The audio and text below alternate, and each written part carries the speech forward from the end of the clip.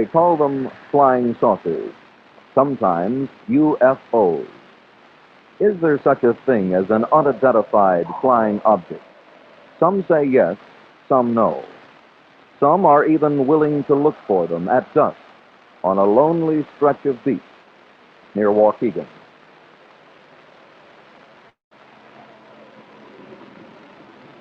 They come here to commune with outer space. Start the message now, group. Here we go. We are your friends. We are your friends. Please contact us. Please contact us.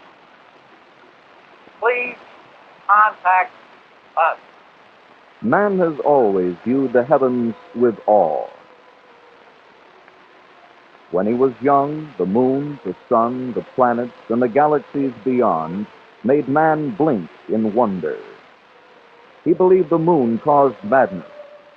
An eclipse of the sun could bring him to his knees and freeze him with terror. A comet foretold the death of kings. But man has grown older and wiser and lives in an age of reason. He lives in an orderly universe, and he has learned to fly through space. Yet even now, as he looks up from Earth, there are things in the heavens that puzzle him. We jumped out of the car and stood by the side of the road just as this thing passed over our heads, barely above the treetops. It was hovering over the house and it was moving side to side directly over this house. And as far as what it was, I wouldn't have the slightest idea. It's not the slightest idea. For nearly 20 years, we've argued. For nearly 20 years, we've wondered. Have we been watching a fantasy, a legend, a myth? Or is something up there watching us? We are your friends. Please contact us. We are your friends. Please contact us. We are your friends. Elk Grove Village, northwest of Chicago.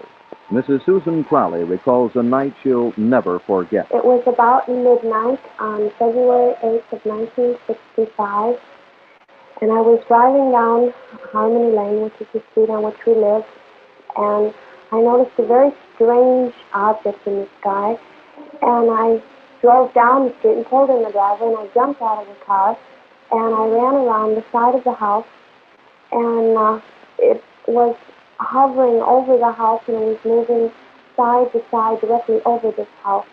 I was so stunned, and I ran back around the house again, and I came in the front door to wake up my husband so I could show him. And I ran through the house, and I looked out the dining room windows, and the object was gone. And I ran in, and I got my husband out of bed, and I brought him out, and we stood here and looked for about a half an hour, and the police came out, and they took a report, but they had no further reports of any such object. I've gone this object many times since I saw it, and it was an oval inside of an oval. It was a very definite shape. It was about 40 feet long, and I say this because the house is about 50 feet long, and it made no noise. It was completely silent, and I could see no visible entries or windows or doors, as we would call it. The only logical explanation that I can come up with is that it was a flying object of some sort that could hover, and such as I've never seen before. Lots of people have suggested that I forget this because of the ridicule it might bring to my husband and my children. But I thought for so many minutes that I can't deny what I saw. Mrs. Crowley's story is not unusual. The files of the Air Force are filled with similar cases, and reports continue at the rate of about 2 a day. The unidentified flying object, true or false, has become a part of our culture. Dictionaries define it, encyclopedias discuss it, and space-age children have the choice of at least 4 different models in Luke's department stores. But the UFO is more than a figment of a child's imagination. In 1947, a civilian pilot named Kenneth Arnold saw 9 objects hovering over Mount Rainier, and for the lack of a better name, called them flying saucers. The phrase stuck, and a modern controversy was born. Yet UFO buffs claim the legend has existed throughout history, from 45,000 BC to the present. Chicago's first recorded experience with a UFO took place in 1897. On April 9th of that year, something with blinking green and white lights floated slowly over the city. It could well have been a hoax, but the sight brought huge crowds into the streets and left thousands puzzled.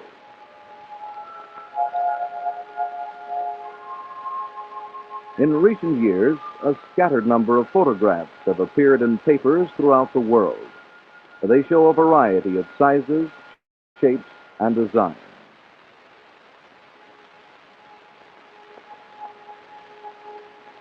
Sometimes there are only patterns of light in a darkened sky.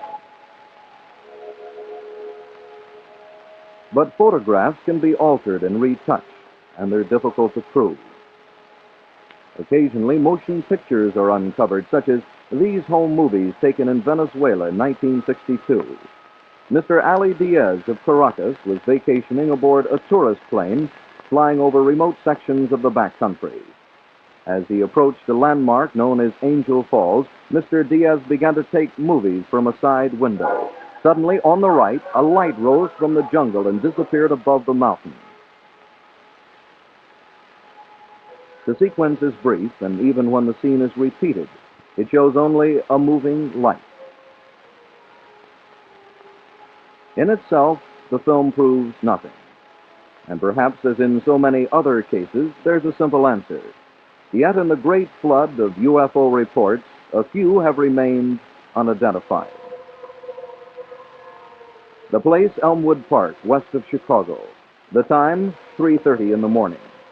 Officer Joseph Lukaszek, his partner Clifford Shaw, and an off-duty fireman Robert Bolts were patrolling the streets. Traveling over the same ground, Joe Lukaszek remembers what happened on that night, some 8 years ago. We were traveling west down the alley, so I hadn't noticed sort of a window open in one of the business homes. And I told my partner to put the spotlight on this window here that was supposed to have been open. And just then, the light of the car dimmed where a light of a match would have been much brighter. We saw a strange object. It was perfectly round, possibly 50 to 100 feet in front of us. It was sort of a reddish and orange color. Real easy on the eyes. We were chasing this object, which was going west down the alley. It formed itself in a cigar shape and looked as though it was going to land into the cemetery. So as I took my light on, the sure object rise possibly at the speed of 50 to 60 miles an hour. So we lost sight of it. So I remarked to my partner, well, we lost the object, so no sense of worrying over it. As we approached 80th, this object came to our left, almost hitting the squad car, where if I would have had the window down, I could have just touched the object. So we chased it as far as Franklin Park. We didn't care to go any further out of town, and we just sat there. And then it disappeared as though you took a shade and rolled it up. They returned to the cemetery, looked again, and found nothing. Later, they heard of a similar case that happened in Texas the night before. And through the years, they wondered what they saw on that night in 1957. Some think they know. We believe that UFOs are real, that they are from outer space, and that they are intelligently controlled. Sherman Larson, president of the Chicago chapter of NICAP, the National Investigations Committee on Aerial Phenomena, the largest UFO citizens group in the country, founded by retired Marine Corps officer Major Donald Keyhole. In Chicago, NICAP meets in the Adler Planetarium. Now, our purpose is to inform the public of the reality of UFOs, or unidentified flying objects. NICAP has one point of view concerning UFOs, and the Air Force has quite another. There has never been any evidence presented to the United States Air Force or discovered by the United States Air Force which would indicate that the UFO phenomenon represents any interplanetary space vehicle of any type. Major Hector Quintanilla, Wright-Patterson Field, Chief of Project Blue Book, the unit that investigates UFOs. From time to time, the Air Force has been accused of withholding UFO information from the public, and this is just not so. A number of authors have visited Project Blue Book office to do research prior to writing their book. There have been many books on the UFO. Most recently, one by French scientist Jacques Vallée, a NASA consultant now living in Chicago. Vallée has heard all sides of the UFO question, and he's still curious. We know now that there is no simple answer. This is not simply a psychological phenomenon or a sociological phenomenon that would have died away long ago. We know it's not a secret device. If a secret device had been developed, let's say by the Russians or by this country in 1947, we would know about it now. Something would have happened. During the course of our investigation, we have talked to numerous people who have claimed to have seen cigar-shaped objects, flying saucers, flying bathtubs, and similar objects like that. We have also talked to some people who have claimed to have contacted beings from outer space. Where do you meet someone from outer space? Perhaps in the North Woods. Joe Simonson of Eagle River, Wisconsin, spins a yarn about an April morning in 1961. A morning when, he says, he came face to face with another world. Right here is where this flying saucer, this UFO landed. Right here about where I'm standing. And it was a big, huge thing, and I wondered what the heck it was. I was in my kitchen having a bite of lunch, and I turned around, put the dishes in the sink, and I looked out the window, and that's when I first saw this thing coming straight down, just like an elevator. And first I thought the roof went off of my house, and I thought, no, the roof is green, and this is bright. What the heck is it? So I rushed out to see what it was, and by that time, there was a hatchway opening up in the top of it, just like the trunk of your car. And in there stood a little man. I say a little man, about 5 foot tall, holding up a jug or a container, and he motioned, he wanted to drink. He motioned for water. So I walked up to him to get this jug, and I looked at his eyes, and they were so penetrating that I had to look away. So I went to the basement to get this water, and I thought, well, they want water, so I'll take it up to them and see what happens. And with that, I brought the water up, and he was looking at me when I first came out of the basement. But I didn't look at his face until I got right up to him. Then I looked up, and I handed the jug up with both hands, and I had that same look in his eyes, sort of a penetrating look. And when he took the water, I balanced myself with this hand against the machine, and I stepped back a few steps. And then with that, he stepped the jug down, and he gave me a salute with the back of his hand, a gesture of thanks, I presume. And then, well, I gave him my salute. What am I going to do? So I noticed this little man, same size of a man, right to the right side of the hatchway, cooking these pancakes, which I have one here yet. He was frying these pancakes, and I pointed to him and made a gesture like eating. I thought maybe I'd get a conversation out of him. Nobody was saying anything. But he didn't say a word. He just reached over and he got a handful of them, 4 of them, and he handed them down to me. And they were hot and greasy. And this man cooking these pancakes, it was on a square grill-like concern. I couldn't see any flame, but it seemed to be very hot. There was smoke coming from it. And if that was their food, God help them, because I took a bite of one of them, and it tasted like a piece of cardboard. And if that's what they lived on, no wonder they're small. And with that, he reached up and he closed his hatch with a heavy stud click like and it latched. And you couldn't a bit more see where that hatch was than you could see a hole in my hand. And with that, the thing started to raise just like it came down. Everything was timed perfect. It went up about 20 feet. It tilted at 45 degrees straight south and shot off. And within 2 or 3 seconds, it was out of sight. Well, there I stood in the driveway with a handful of greasy pancakes, my mouth open, wondering what the heck I saw, what had happened. It is outside the realm of the Air Force to pass judgment on Mr. Simons' case. However, the pancakes that he turned over to the Air Force were turned over to the Food and Drug people, and they were analyzed as pure buckwheat pancakes. Many UFO cases end with investigation. This is Dearborn Observatory, Northwestern University, a place where man can explore the depths of the universe.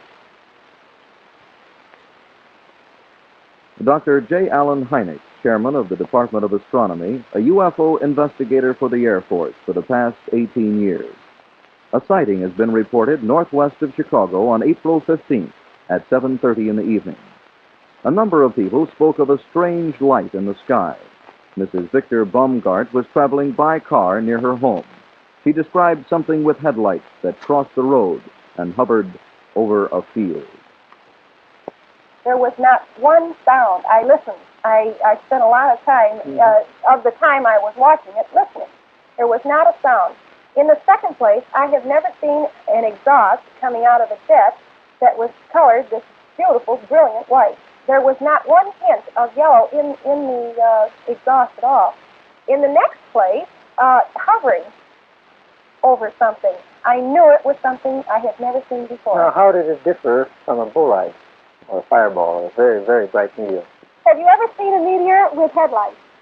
No, I've never seen a meteor with Yes. headlights. But one might see a meteor that looked like it had headlights. Well, However, believe me, I do not drink, and this had some kind of light on the back all right, of it. good, fine. Now, That but were not have you ever seen a real bullseye? Oh, I've seen them up high in the sky. I've never seen one close, no. Also, may I ask one question on a meteor? Don't you think it would be kind of unusual for a meteor to just fall across the road and hover over there a minute and then drop to the ground? The coming over wouldn't be bad. The hovering that would bother me. This is why I wanted to know just how long it hovered. Yes, well, it hovered too long to be a meteor. Excuse me for saying this. No, it's all right. This is what I want to find out. What do you think it was? I honestly was never a real believer in flying saucers. I believe if an intelligent person says that he has seen something and he has not been drinking and he's not out of his mind, that we ought to stop and listen. A few miles to the southwest, another sighting of the same UFO. The Charles Welch family had been driving toward Barrington. There was a ball of light with, which in the mind of a blowtorch with a greenish-blue tail to it. There were a few sparks coming off of it. And I sped to the corner, which we could see is very close to us. I turned around, stopped the car, rolled the window down, and by that time it had moved from the point where they first saw it to above the trees to our left, and then it went into a small cloud. Again, we spotted it as it came out of the cloud, and very shortly after that, it quickly disappeared. A third sighting took place near a shopping center in Carpentersville. The witness, Richard Rohrer. Mr. Rohrer, you saw an unusual sighting of some sort. Can you describe what it was or describe what you saw? Yes. Apparently it was an object. I don't know exactly what it was. It was a bright blue object. And Could I interrupt you? Yes. Did you see an object or did you see the light? No, all I saw was the light. I see. All I saw, and I'm considering this an object because I don't know what it was. It was a bright blue light, like a acetylene torch. It had a large body and it appeared to taper off. When I first sighted it, it was over in this direction here, and it traveled apparently on this side of the tower and went completely down to the end of the shopping center. Well, you don't mean, or do you mean, that it came between the tower and you? Yes, this is what I mean. You It mean came on this side of the tower. This side of the tower? Right. There were other witnesses in East Dundee, in Elgin, and further to the west. All saw the same object on the same date at the same time. Dr. Heinig gathered his data and looked for answers. The results of his investigation in a moment. What did they see in Barrington Hills on April 15, 1965? And what did they see on that country road and near the shopping center in Carpentersville? Dr. Heinig believes it was a bolide, a fireball, a meteor as bright as daylight. We had the situation of many observers, Mrs. Baumgart, Mr. Welch, Mr. Rohrer, being separated by several miles, and observers west of Elgin, as far west as Durand, all of them saying that they saw it predominantly in an eastern direction. Now, if it had been extremely close to any one of them, it could not have been seen to the east by all the people. That is, it had to be a fair distance away. And I think we can conclude that this particular sighting was a bolide.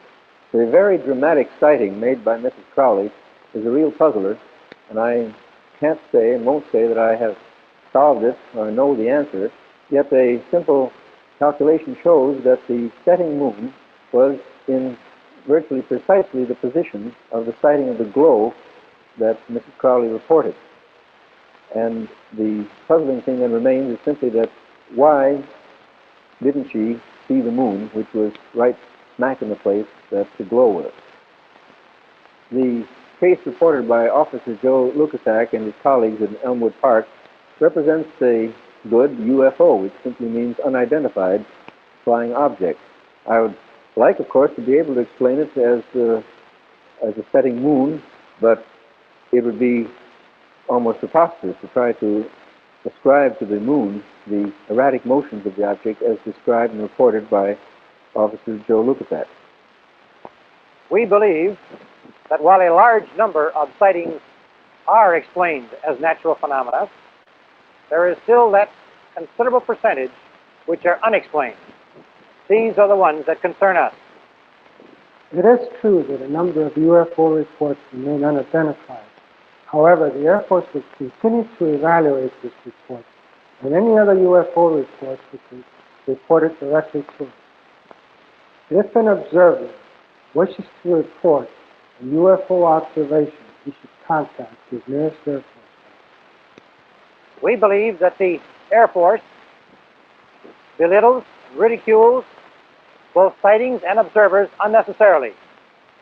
We feel that the uninformed public are being duped or hoaxed by the weak explanations of UFOs. After almost 20 years and after having investigated over 9,000 cases, the Air Force has determined that the UFO phenomenon does not present a threat to the national security of the United States. Also, we have determined that the UFO phenomena as such does not represent any technological advances beyond a state of the art. Please contact us. We are your friends. For nearly 20 years, we've argued. For nearly 20 years, we've wondered. Have we been watching a fantasy, a legend, a myth? Or is something up there watching us? Please contact us. Please contact us.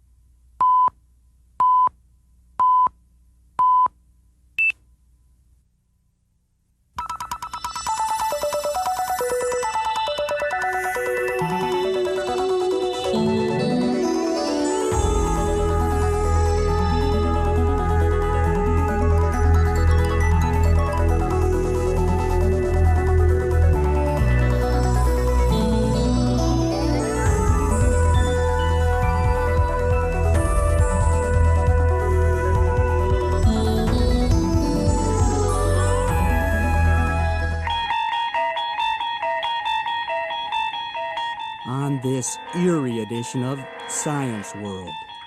Are we alone in the universe? We'll talk to some who think so, many who don't. Then meet a real-life UFO investigator and ask him, are we alone?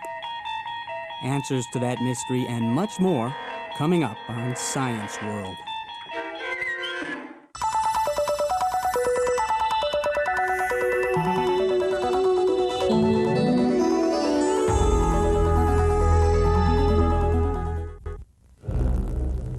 Many swear they've seen them, ridden them, even been abducted by them. Others have dreamed them up, faked them, and know darned well there's no such thing. And while their existence has not been proven, there is no doubt flying saucers, unidentified flying objects, space aliens are a great curiosity.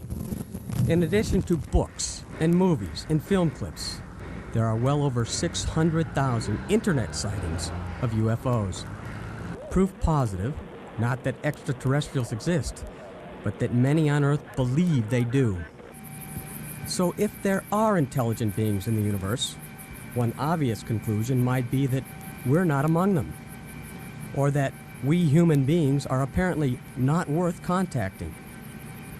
There is also the possibility, as we scan the sky, that signals have come from other worlds and our technology is too primitive to find them among the inherent noise of the universe. American University astronomer Richard Berenson. It is possible right now that there are many billions of potential life sites across the cosmos that are sending radiation of some form at this very instant, if we only knew where and how to look. A valid scientific search of the skies continues from Earth unabatedly at the SETI Institute. SETI stands for Search for Extraterrestrial Intelligence. It is a non-profit corporation sponsored in part by the U.S. Space Agency and the National Science Foundation. SETI's mission is to serve as a home for scientific and educational projects about the prevalence of life in the universe. We're listening. We're listening for the radio signals from intelligent civilizations on the worlds of distant stars. Dr. Frank Drake pioneered the exploration in 1960, carrying out humanity's first search for interstellar radio transmissions at the National Radio Astronomy Observatory in Green Bay, West Virginia. And the search continues today. SETI's equipment has grown massively. SETI focuses the world's largest radio telescopes in the United States, Australia, and Puerto Rico on thousands of stars thought similar to our sun. They pick up a blizzard of signals, 56 million per second, that is scanned by high-speed computers in search of who knows what. We listen for a great variety of possible signals. Morse code-like signals, radar signals, signals like the telemetry from spacecraft. This is an example of what an extraterrestrial signal might look like. Notice it's turning on and off, and when we see this signature, then we know that it's a possible detection. It's a very exciting moment when you think you really have the signal. So far, none of the signals that have made us excited, that have gotten us out of our chairs, has turned out to be extraterrestrial. I mean, we haven't found ET signal, and let's be straight up about that. SETI scientists aren't surprised or discouraged. Astrophysicist Jill Tarter. The contact between us and another intelligent species is inevitably going to be lopsided. We are a very young technology in a very old universe. And an older technology will have had this contact before. Astrophysicist Dan Wertmeyer. There's a good chance that radio signals are going right past this planet, and we could discover them right now if we knew where to point the telescope and what frequency to look at. Conversely, aliens listening for us could be having similar problems. Every good candidate signal has eventually been identified as one of our own. For good reason, says Professor Freeman Dyson of the Institute for Advanced Study. If we want to describe ourselves, we are the babbling species. Earthlings have been sending messages for years in the form of radio and television signals. I have a dream. The future looks brighter. Others may hate you. Add the growing number of communication satellites, air traffic, and even cell phones drowning out what might be an intelligent signal from space. It's like having 2.25 billion radios going on simultaneously and say, that one over there has a signal that's intelligent and not static. Seth Shostak. We're hoping that the people at the other end of the link we're looking for are deliberately beaming a signal our way to make it easy for us, some sort of hailing signal. So if there is a distant civilization out there and it did get in touch, big ifs, then what? Right now, we don't have any way of answering the question, should we reply? And if we do, what should we say? And who should speak for Earth? The SETI folks aren't discouraged in the least. SETI's Doug Vatchoff. I don't think we're going to understand immediately what they have to say. And even if they could understand us, then what? Help! Ricky! In this decade and do the other thing. They probably know a lot better than we do what works. It's going to be, tell us what the instructions are. How do we proceed? It may not hurt to hold off, think about it for a few months or for a few years or even decades. But it's certainly something to think about, and the scientists at the SETI Institute are.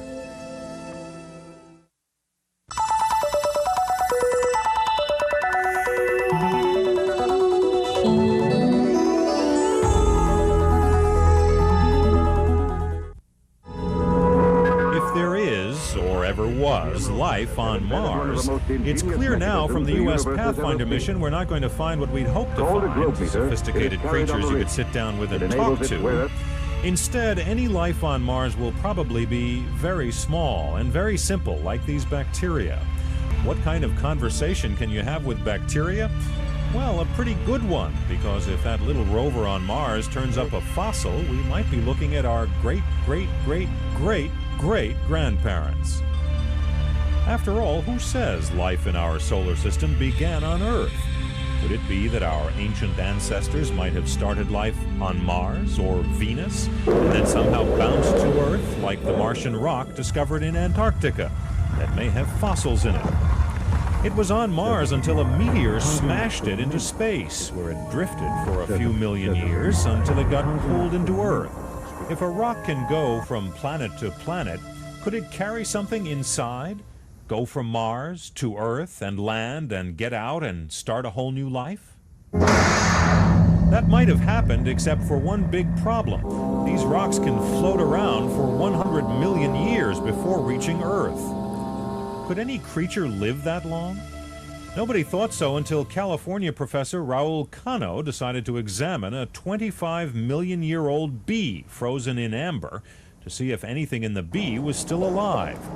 He cracked through the amber to get a bit of bee tissue.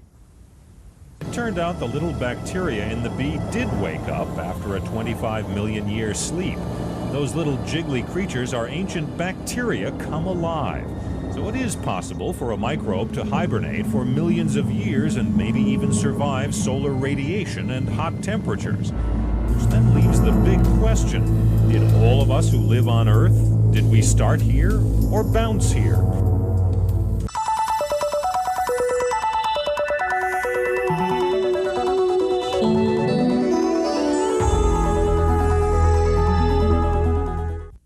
And 101 once again for an afternoon high in Roswell. 103. Hundreds of reporters, thousands of visitors, and millions of their dollars recently poured into this southeastern New Mexico town called Roswell. The look and the feel of Roswell is very much the carnival atmosphere you'd find at a fair. That's what makes it all so utterly strange, for what was supposedly being celebrated here was nothing less than the astonishing human capacity and need to believe. I really think that something did happen in 1947. And yourself? I'm not sure, but I'm not discounting the whole possibility either. And yourself? I definitely believe there's something happened here. The only fact that we have about Roswell is that something happened near Roswell 50 years ago that is still covered up. High security. But what's packed crowds into Dennis Balthasar's museum is what millions of people like writer Donald Burleson think that something was. I think there's very strong evidence that that in fact it was extraterrestrial in nature, that bodies were recovered, that a craft was retrieved, and that there has been and continues to be an enormous cover-up to this day. The Roswell story begins with this 50-year-old headline that the U.S. Air Force dismissed the very next day. The so-called flying disc, they said, was just debris from a weather balloon and a radar reflector. And there the story stayed for 30 years. But in 1980, UFO enthusiasts began telling a far more dramatic Roswell story, dramatized in movies. You may be the first person in human history ever to see writing from another world. A Roswell mortician told of being asked for child-sized coffins, a trip to the Air Force Base where he witnessed near panic the conversation with a nurse who spoke of alien bodies being brought in for autopsies. Others told of seeing a crashed aircraft, even a living alien. This one just moved. This is the story told in Roswell's downtown museum, and it's on display at John Price's more modest museum near the long-closed Air Force Base where the creatures were supposedly brought. All the wreckage was taken right out here to the Roswell Army Airfield. The pieces, the saucer, the bodies, the whole works was taken to this base just a few blocks from here. Don't trip over a cactus. Hud Korn is a rancher who now owns the land where one witness said he saw a crashed saucer with dead and dying aliens. Even many of those who believe the alien crash story doubt that anything at all happened at this site. But the Torres family was curious enough to drive 12 hours from Kansas City to see for themselves. I really believe it happened. I believe the government does hide things from their citizens. I don't think that we're all that stupid. We're confident once the report is out and digested by the public that this will be the final word on the Roswell incident. Recently, the Air Force released a report on Roswell, repeating its assertion that the debris found was from a top-secret experiment to detect Soviet atomic tests. The report also offered evidence that the stories of alien deaths were a mixture of fabrications and bad memories. Supposedly, mystery sources were identified. Those still alive denied any knowledge of such events. But the report also claimed that the alien bodies some witnesses said they saw may have been test dummies. Dummies that the Air Force did not start using until 6 years after the Roswell incident, an apparent inconsistency that's upsetting many here in Roswell. To us, basically, I think it's the biggest insult to the intelligence of the American people in many years. Why did they wait 50 years and then finally tell us? Yeah, and then if they're just dummies, why should they cover it up? Kent Jeffrey, a commercial airline pilot, wrote a petition called the Roswell Declaration that urged the government to open its UFO files. I even considered the possibility that the Roswell incident was indeed a real UFO. When Jeffrey obtained the files, he learned that top military officials back in 1948 had no evidence of UFOs and, in fact, were hoping to find such evidence.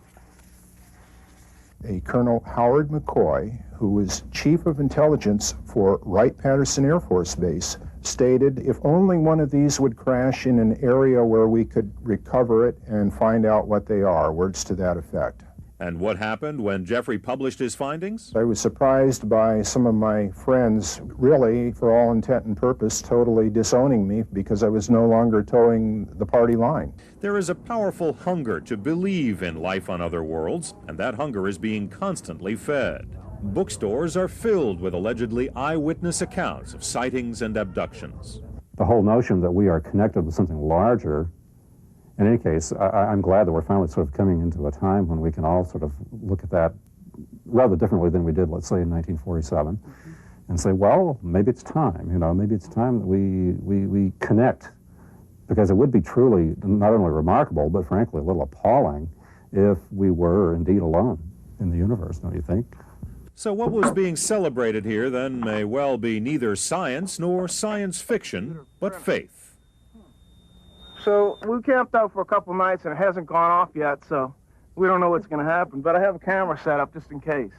A faith that teaches that if we only believe powerfully enough, we will reach the heavens, or they will reach down to us. That when we wish upon a star, our dreams do come true.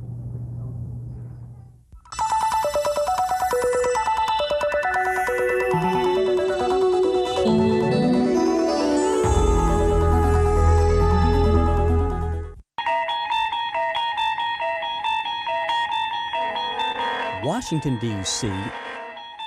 is a place of politics and media events, press conferences, and congressional hearings. Despite all that, much of what goes on here is a mystery. So when a credible-looking group from across the country came here and announced, "We are not alone," we listened. I know we're not alone in the universe. I was involved in situations where we actually did recoveries of crashed saucers, for lack of a better term, debris thereof. There were bodies that were involved with some of these crashes, also some were alive. This is Talk to America with Carol Pearson. Yesterday, there was an amazing news conference at the National Press Center in Washington. It was conducted by an emergency room doctor who has spent a great deal of his personal time interviewing people who say they have seen UFOs. These people all seem credible. Many of them are military officers and security officials, and they firmly believe that we are not alone. I'm Carol Pearson. What's more, they say that the United States government is in the know and is covering up the evidence. Today we'll hear both sides of the argument about the possibility of UFOs and extraterrestrial life forms. These folks firmly believe in alien beings, have first-hand experience of the UFO kind, and some are certain the U.S. government and others, maybe yours, are covering it up. We had it on radar, we had it on disc, we have the FAA's official report right here, and I took a video of it so you can see what we all saw on the day that this thing happened, if you want. Almost universally, UFOs and the possibilities of extraterrestrial life forms interest us. So we looked about for an independent investigator and found one in our very midst. Milton Auercade is a journalist by profession and one of the most respected senior correspondents in the Latin American division of the Voice of America. His beat is primarily politics, but when he's not discussing trade or changing U.S.-Latin American relations or AIDS policies, he has another serious interest. Investigador de ovnis. Investigador de ovnis. That's Spanish for UFO investigator. I think that's a good description of what I am. Investigator, someone who studies the general problem, the general issue, and someone dedicated to this subject for almost 44 years, 43 years, let's say. Milton Auercade is a UFO investigator, a detective, a Sherlock Holmes, so to speak, of things extraterrestrial. He's written 3 scholarly accounts of his studies. We were not looking for the little green man around the corner, but we were looking to find the truth, and that was all. And that's the main issue of any scientific investigation about something apparently mysterious, something that leads you to a big quest, and apply a rational criteria to analyze the data, and go on having in your mind always what is called the Occam's razor. Also called the law of economy, a maxim in science that the simplest hypothesis is most likely to be correct. It's a tool for getting to the truth. An epistemological approach according to which you go from the most possible to the most impossible hypothesis. I see. Step by step. So you have the task to be like a Sherlock Holmes, to follow up these footprints left here, there, and then put them together and see what is going on, what picture you get. I'm beginning to see the pattern. Stop now. Milton repeatedly stresses the importance of the scientific nature of his queries. He's personally investigated hundreds of UFO reports. They all begin with an interview. Tell us what happened. That's the first question. And let the witness say, oh, what happened? And then you start with step-by-step particular questions.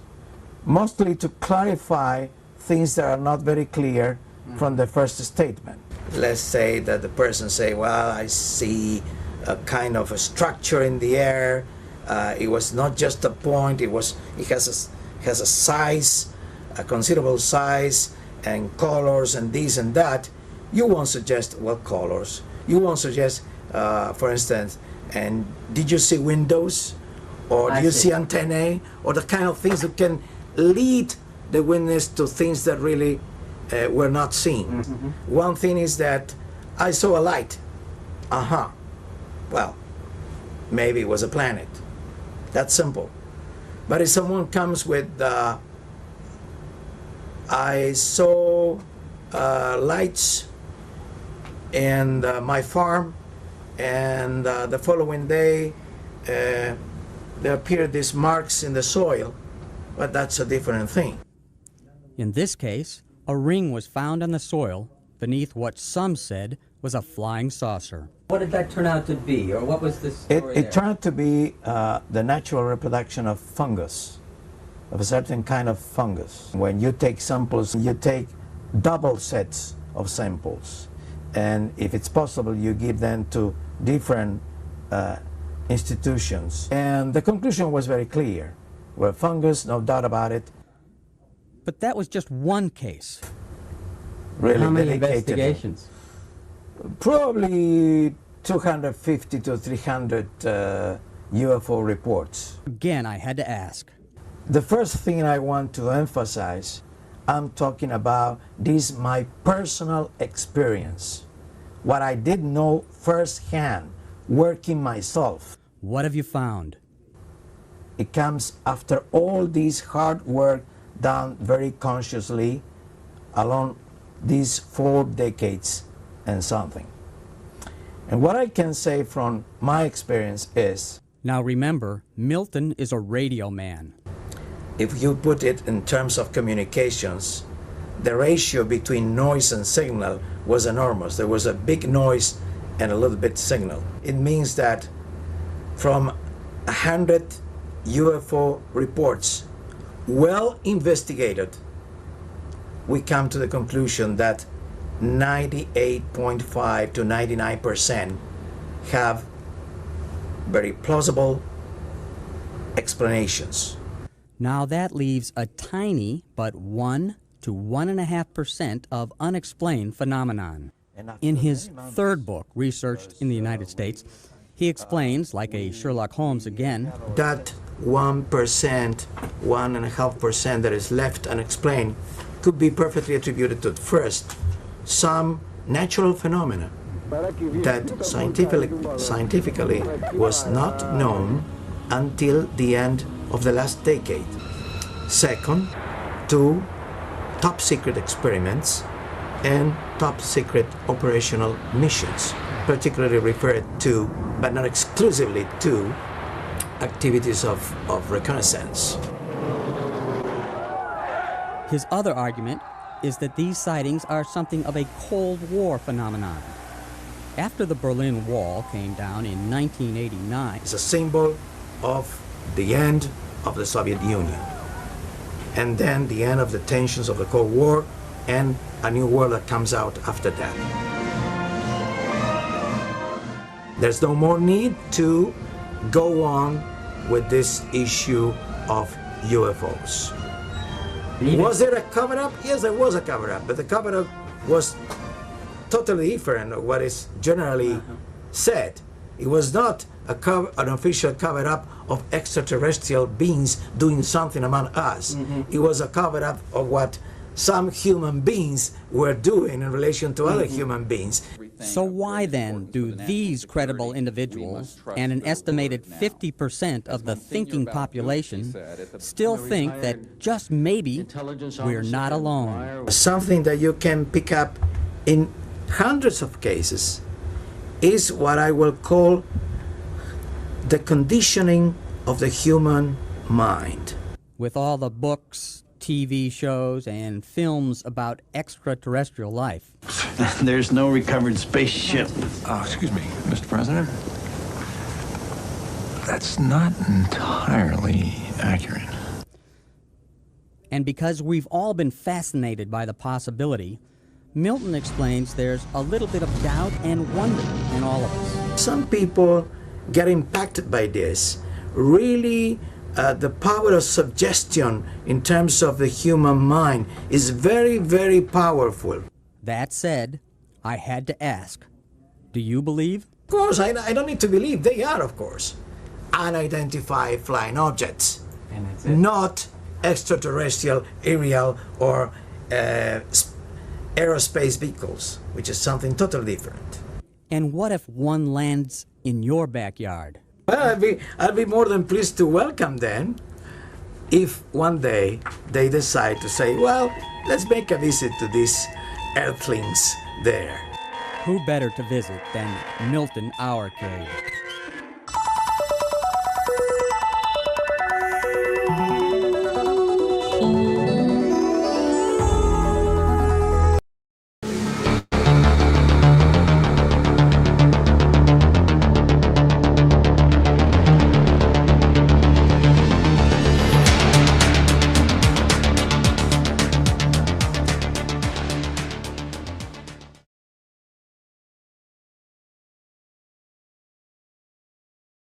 Recording at this point for purposes and the sake of argument, it is 11:27 a.m. 5491. Okay, you're on.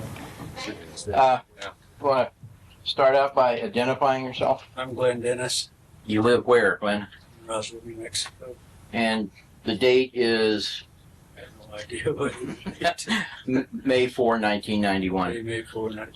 Can we get an age from you? I'm 66 years old. Okay. How did you first become involved in this? The way I first became involved, I got a call. I was employed at the time at the Valley Funeral Home in Roswell, New Mexico. As a what? I'm sorry? As a what? As a mortician. And we had the contract for the base at the Roswell Army Airfield. We had the contract for all of the mortuary services. And I got a call about around 1:15 or somewhere right after lunch, around 1:15, 1:30, from the mortuary officer wanting to know what was the smallest size hermetically sealed casket that we had in stock or that we could get. And I think I informed him that we usually kept a 4 foot, but I could possibly get a 3/6. And I said, I mean, what do you have in mind? He said, well, this would be for future services later on in case he said, we need to know this in case something comes up in the future. And then he said... Do you recall his name? No, I don't recall his name. I had at the time, and Stan Friedman and I went over to check the records, but I couldn't find the name, and I don't remember the name. But anyway, I told him, he said, well, how long would it take you to get if we needed more than one? Because we always just kept a 4 foot stock. And I said, if you'd call me by 3 o'clock in the afternoon, I can have it in here by 7 the next morning because they come from Amarillo, Texas. And he said, okay, we'll talk to you later. Glenn, had you gotten requests like that before? No, not necessarily. Usually, you know, people are not, until they really have a need for it, you don't ever have a call for it. But there's very few. At that time, pre-need services weren't too popular at that time. And then about another hour, maybe 45 minutes later, I get a call from the same officer. And he said, I would like to know what your preparations for bodies that might have been laying out in the elements or he said, could you give me what's your preparation and how you would do it? And then before I could explain our procedure, before I could explain it, he said, what we're interested in, and this would probably be for future use too, he said, would your procedure, what you would have to do to the bodies that's been exposed to the elements and everything, what would your procedures do to changing the, like the chemical compounds, the tissues, the blood and all that, what would that do without destroying any of it. And so when I explained to him the procedures that we would go through, and like aspirating the lungs and the cavities and everything, that definitely you would be getting body fluids, and our chemicals at that time mainly were strong solutions of formaldehyde. And what we would do on the bodies of that type that had been laying out for several days, what we called batten, we have a metal line, box metal line that we put the body in and make a solution of formaldehyde and water. It's almost straight formaldehyde, and they would say in like 19 to 24 hours. And I informed them that definitely that would alter a lot of the composition, and you would lose a lot of, of the effect of the blood and all that. So then we discussed on making the removal. How would you make a removal? Because if a body had been laying out, like let's say in our country here in the summer in July, the temperatures can be anywhere from 100 to 110, 15 degrees. Body lays out there for, let's say, 3 days. You go to pick up the body, the tissue and everything's going to come right off in your hands, So it's not a procedure that you can just go pick up. So I explained that, yes. Did he give you any idea how long the bodies might have been out? No, and I told him, I said, now listen, I said, whatever you have, I said, I don't know, evidently you have a problem. I said, we have the contract, so I said, I'd be glad to come out and see what you have, and then we could work with you. And then I could tell you, how we would do it. He said, no, this is for future use. He said, we don't really need your service today, but this is future use.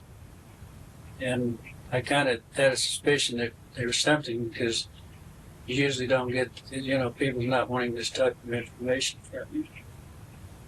So then when I talked to him, I said, is there a problem? If you have a problem, I thought maybe what we used to call, did you have a hot one, that was like if you had a VIP or something like that, that they didn't want to make any announcements or anything, but also they need to determine the cause of death. And I said, what you better do, if you have a pathologist, which we didn't in Roswell at the time, better call your pathologist and ask him, and he'll know what you have, and you better ask him what you should do, and then you better follow his procedure.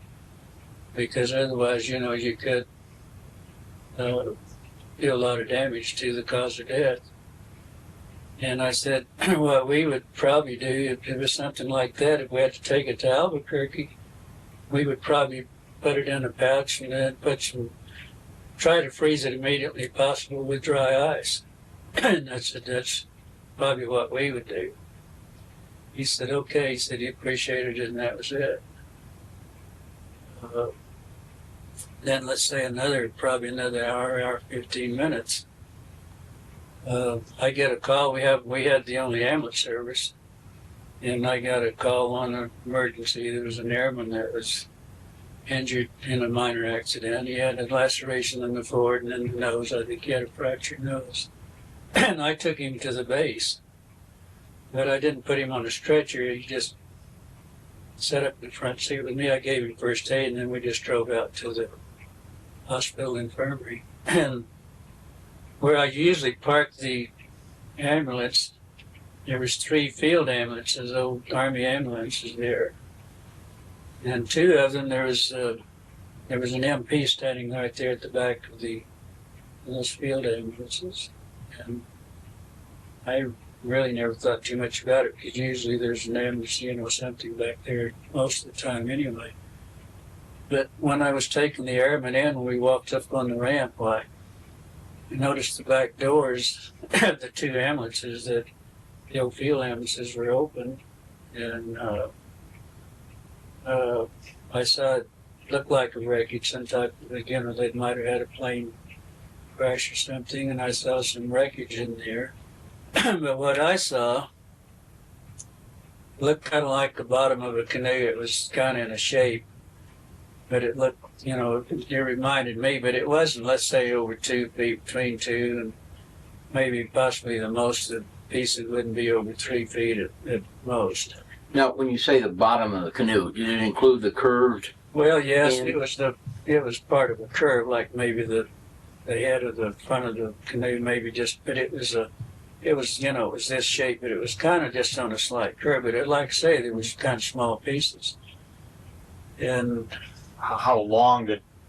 Well, they couldn't have been. They were very small pieces. I wouldn't say that they were. They couldn't. I don't think been over maybe 3 feet at the most. But anyway, there were some pieces there, and both of those kind of pieces like that, some pretty good size, But really never thought too much about it, because when we go out on those crashes and clean up crashes, a lot of times in the field ambulances and even in ours, a lot of times we would get a call and be there on the site before they would. And when we've made removals of bodies or parts of it, there would be a lot of dismembered part of the bodies, and some of it would be embedded into the crash, into the parts of the plane, and we used to, bring parts of it in, and then we would take them in when we would start identification, and that's when we would remove different parts of the anatomy from the crashes. What did it appear to be made of? Well, what it looked like to me, it looked like I don't know if you take stainless steel and like put a torch to it, you can see how you'll get a blue or purplish tinge off of, and it kind of looked like that. An even color? Well, not particularly. It was kind of modeled. Did it exhibit gradations in color? Was it the only thing? One part of the. Well, it was the purple stain. Was it lighter or darker or? Well, yeah, it looked like it might have been in a hot flame. Some of it might look more like stainless steel, but most of it was kind of bluish purplish tinge that I saw. But the only difference is on this outer edge on the curve there that it looked like that there might have been some inscription, something which I kind of thought reminded me of some Egyptian symbols or something like that. But it was, I was walking past, and I really never thought about this until I got back to the funeral. How large were the symbols? Well, I would say they were probably over 3 inches high at the most. Squared, but it wasn't, as I say, there wasn't large parts, but I could definitely see that difference. You'd seen records before, as you described. Lots of it, yeah. Did this? What similarities did this have to the other wreckage? Did other wreckage have that purplish effect you described? Not unless you'd had a lot of hot fire, but usually aluminum or, and all that would just melt. And it wasn't like that at all. It was just like heated stainless steel, what it looked like. Not like burnt aluminum or anything like that. I didn't see any char. It wasn't any black char marks or anything. Any glass windows, that type of thing? Anything other than this particular type of metal? No, I can't say that I saw anything different. The letters you described, did you see them because they were painted on, or because they were maybe depressed within the metal, or were they raised, or? Looked like they were stamped and raised, looked like you might have had a stamp that you could hit, on it. It didn't look like they were painted. It looked more like...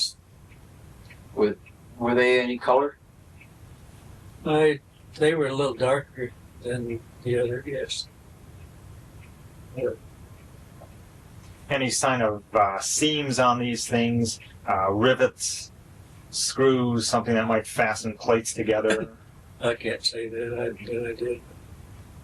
Okay, then what happened after you saw that? Well, then I took the airman on in and checked him into the infirmary there and turned him over to whoever was on call, the nurse there. And I have to always, when I bring him in, I'd sign a report, about funeral ambulance, out of transportation, and because I'd always have to file a statement later and send back out. And so after I checked him in, then there was a lounge on down the hall a little ways, and in the hot summer, and a lot of times when you go out on a call, you might be there for an hour or so, and because you'd have people on your stretchers and your equipment would be tied up, and about 6 miles or so in, so we usually would wait, or if they were short of help, then we would help also take the patients off of our stretchers and get our splants and put them on x-rays and everything else. So sometimes you'd be out there for an hour, sometimes a couple of hours, trying to help them, but mainly you'd be wanting to get your equipment clear so you could take it on back in. So that's the way we got acquainted with a lot of the doctors and nurses, people like that. So anyway, I just went back and it was hot, and I thought, I'd go to the lounge and have a Coke and whoever was on duty and talk. And there was one particular nurse that I was pretty well acquainted with, and I was going to want to see if she was there and buy her a Coke. I mean, we talked a lot, but this nurse had only been there. She'd only been commissioned like around 3 months. And she had graduated from college and taken the state boards and gotten her license. And then she went into the service and was a second lieutenant.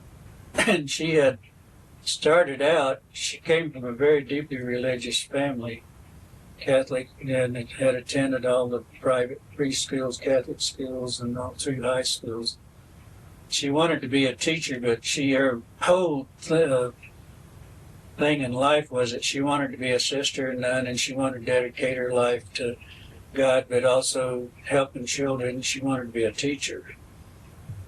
But about 2 years into her first 2 years of college, she got this feeling, she kept saying she got this feeling from God that some reason she always had a feeling that she should be a nurse. So she changed her major after the first 2 years and then went into study and went into the nursing training there. And she'd given up the idea of becoming a nun?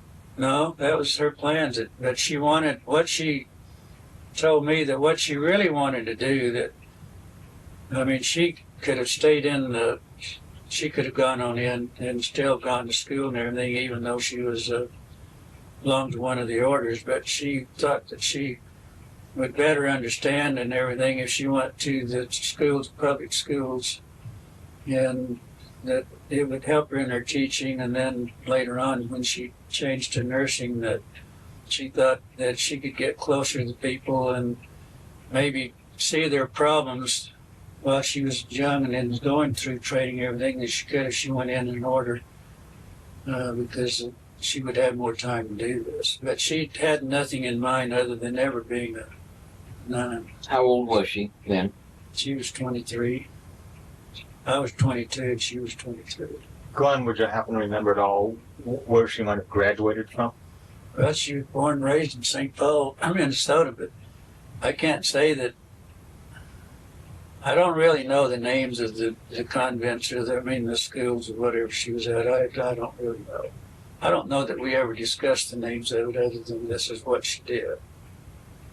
And the reason that she went into the service, she said it was kind of a burden on her parents to keep her in college. And when she changed to nursing, then she had that opportunity to, they would pay for the education, and she would own some time afterwards.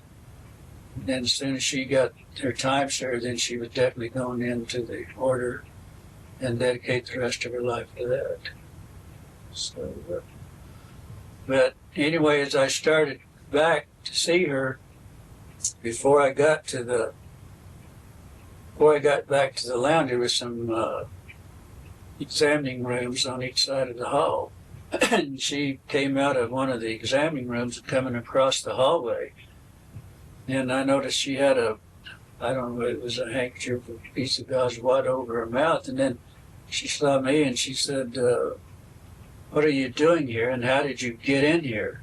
She said, "My gosh, get out of here as soon as possible." She said, "You're going to get in a lot of trouble." And I said, "What the devil's going on?" She said, "Just get out of here." And then she disappeared and that was it. And about that time, when I got there right beside the door that she went in, there was a captain standing there. And he said, "Who are you?" And I told him I was Glenn Dennis from the funeral home, that I brought a patient out. And he said, "You wait here just a minute." And he waved at someone, and then about that time, 2 MPs showed up. And where I got in trouble was I said to him, I said, looks like you had a crash. And I said, I need to go back and get preparations ready, because we usually, in the crash, we always did our identification, everything in our garages and everything. Getting the dog tags and the bodies and everything else. So I said, should I go get ready? And he said, that's when he said, you wait right here. And then 2 MPs come on and said, come on, mister, you're leaving. And, what do you remember about him? well, I don't remember anything about him, but the 2 MPs was taking me down the hall. They were, on each side of me. And they told me they had orders to follow me back to the kennel home. But we had gotten just not probably over 10, 15 feet. And then we heard this voice said, we're not through with that SOB. He said, bring him back. So I turned around, went back, and then there was this other captain, red-headed captain. He was a mean-looking number, but he was talking pretty rough. And he said, you did not see anything. There was no crash here. You don't go into town and making any rumors that you saw anything, that there was any crashes. And he said you could get in a lot of trouble. Well, I was a little agitated, a little mad about the situation when he called me an SOB to start with. And I said, hey, look, mister, I said, I'm a civilian and you can't do a damn thing to me. And he said, oh, yes, we can, mister. He said, somebody would be picking your bones out of the sand. And he said, we can do anything to you, that we want to. And then there was a sergeant, a colored sergeant, that had a pad or something in his hand. I remembered that. And he said, he'll make real good dog food. He said he would make good dog food for our dogs. And they said, get the SOB out. That's when I went on out and went back to the funeral. What did you think? This is a novel experience. What did you think was going on? I had no idea. I knew there was something, but at the time I didn't have any idea what was going on. Then they did follow me all the way back to the funeral. Glenn, I have to backtrack one instant. Between the time that you saw the canoes, so-called canoes, and the time that the 2 MPs more or less escorted you out, and did anything else occur during that time period that might have gotten you suspicious? Did anything else unusual occur? Was there unusual activity or people running back and forth? Well, it was unusual because I usually had a pretty free, I could go in the hospital and do whatever I wanted to. I knew a lot of the, the people. I never had any problem before, you'd say hi, Captain, and all this. We weren't out there every day. Sometimes we'd go for a week or two and never be there. Sometimes we'd go out maybe 2, 3 times a day, depending on what happened to the airman. Were there any unfamiliar faces? Oh, yeah, I didn't know any of these people. High-ranking people, any of them? I think that captain was probably the highest ranking. But they were not familiar people that I'd been working with, yes. You detect any unusual smells? Not at that time, no. I didn't. Then the next day, I tried to call this nurse. I wanted to call her, see what was going on, because then, when someone escorts you back, which had never happened before, you knew there was something wrong. What normal procedures, you knew that. So I tried to get a hold of her, and they kept telling me that she wasn't there yet. She wasn't there, so I called maybe 3 or 4 times that morning, and about 11 o'clock, she called the funeral home and said, I understand you've been trying to get a hold of me. She said, I'm not on duty today. But she said, I need to talk to you. And I said, fine, you want me to come to base? She said, well, let's just meet at the officers club. Because at funeral home, we had an associate membership at the officers club. And we could go out there and use it, and have the same facilities and everything, go eat whatever we wanted to there. We just had a associate member, more or less like a country club associate membership. So we made this date, what time we would meet, and then I went out there and I met her. She was very upset. She looked like, death warmed over. But she said, you won't believe what happened. And she said, before I talk to you, before I tell you anything, excuse me, I'm having a throat problem here, but she said, you have to give me a sacred oath that you will not ever mention my name or not. She said, you can get me in a lot of trouble. She said, but I'm going to tell you, you don't know where you got this, you know. And I said, what do you mean by sacred oath? She said, I mean like cutting your arm off. That's what she told me. And I said, okay, because I said, I would definitely like to know what, what's going on. You think she was telling you this because you were good friends? Well, I think so, and I think she didn't want to get in trouble either, because she was very conscientious of everything. I mean, if the rules and regulations, I mean, that was just like reading her Bible to her, you followed the rules and regulations. Yet she told you. But she didn't have to say anything. Yeah, and that probably was against the rules, wasn't it, telling you? Well, sure. I would assume that she wouldn't have told me that unless someone, said you keep this to yourself or whatever. I'm assuming this now. Because, but anyway, she said, what happened, the way she got involved in the first place, she was going across the room to this other room to pick up some supplies. This is where the two doctors that were in there supposedly doing a preliminary autopsy on these bodies. And she got whatever she went. She started out, and these doctors said, "You're not going anywhere, nurse. We have to have you in here. So we have to have some help." And she said she never smelled anything so horrible in her life when she got in there. And I said it was the most gruesome, most horrible sight that she had ever seen in her life. The smell was almost devastating. She said, I was never so horrified in my life. And she said, I don't know if I'll ever sleep again or anything else. She said, I've never seen anything so gruesome.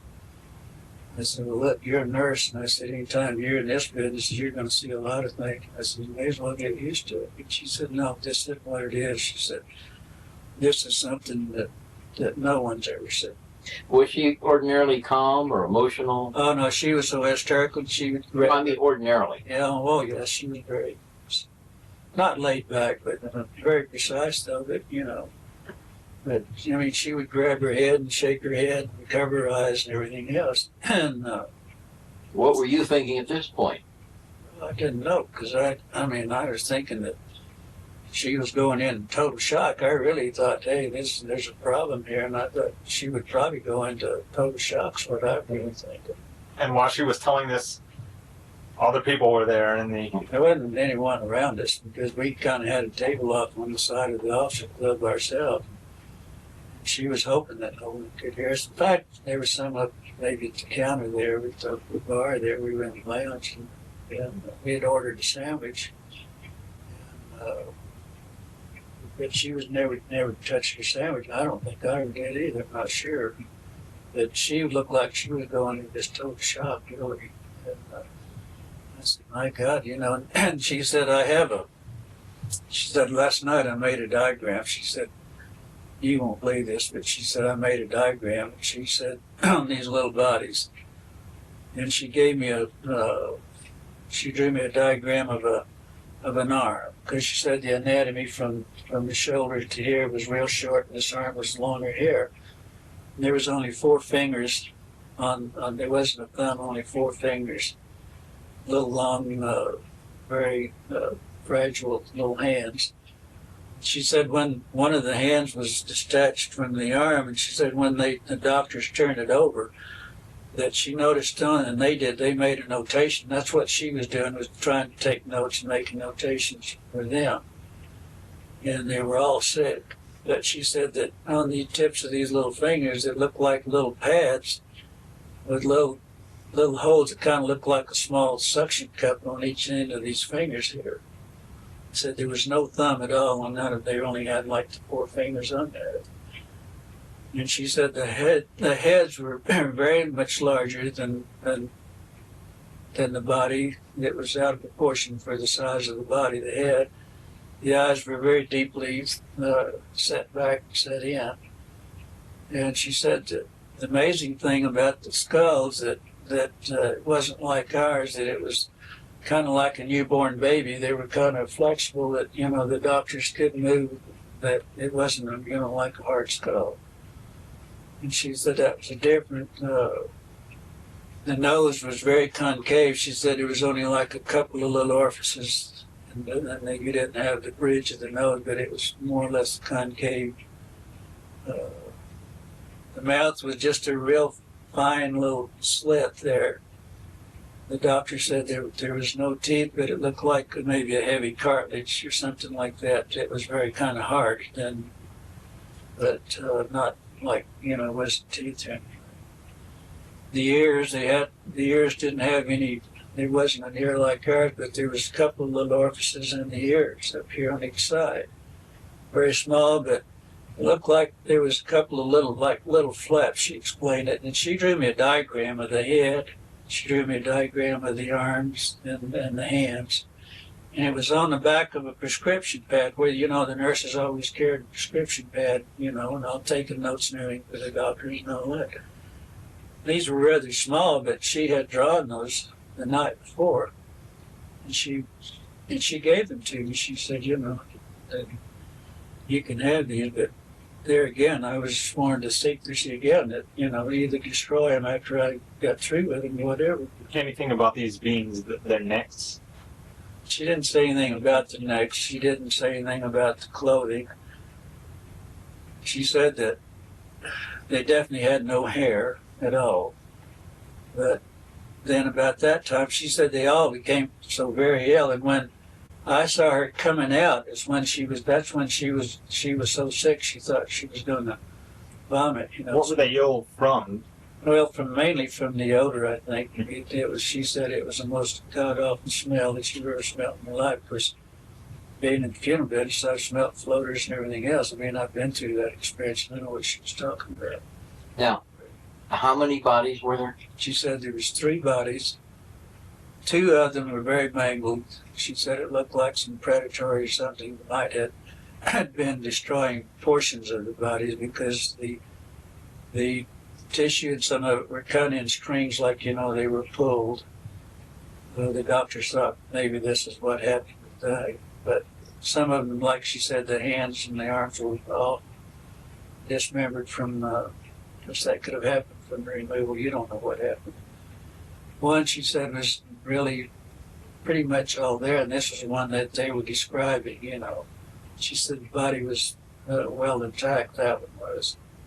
She said they were like between 3.5 to 4 feet tall, so that would give you, but the bodies were black. Of course, you know, being exposed to element could have caused that. Yeah. How did she refer to them? What did she call them? She didn't know what to call them. She just said small bodies. That's to my knowledge now. I don't think she ever called them anything except very small bodies. She expressed any idea of what their origin was? The doctor said the 2 doctors, and she didn't know whether they were pathologists or what, but she'd never seen them before either.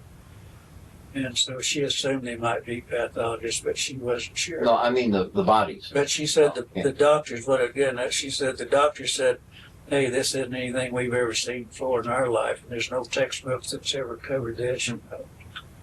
Is there any indication of sex of these beings? I asked her about that. She said, I don't know. She said, I didn't look, and I don't think anybody else did either. She said that 2 of the bodies were probably so mangled and that they probably couldn't have told it, you know, but she said, I don't know about the other. Did she say anything about legs, feet? She didn't. She just, what she diagrammed and what she told me about the head and the arms and the hand is really all that then she got real ill again while we were sitting there. She said, I've got to get back to the barracks. She said, I just can't. She said, I don't think I can make it another stab. So anyway, I drove her. We went to the officer club, and I drove her back to the barracks there, to the nurses' quarters. And that was the last time I ever saw her then. The next day I called out, started calling her the next day to just see mainly how she was. And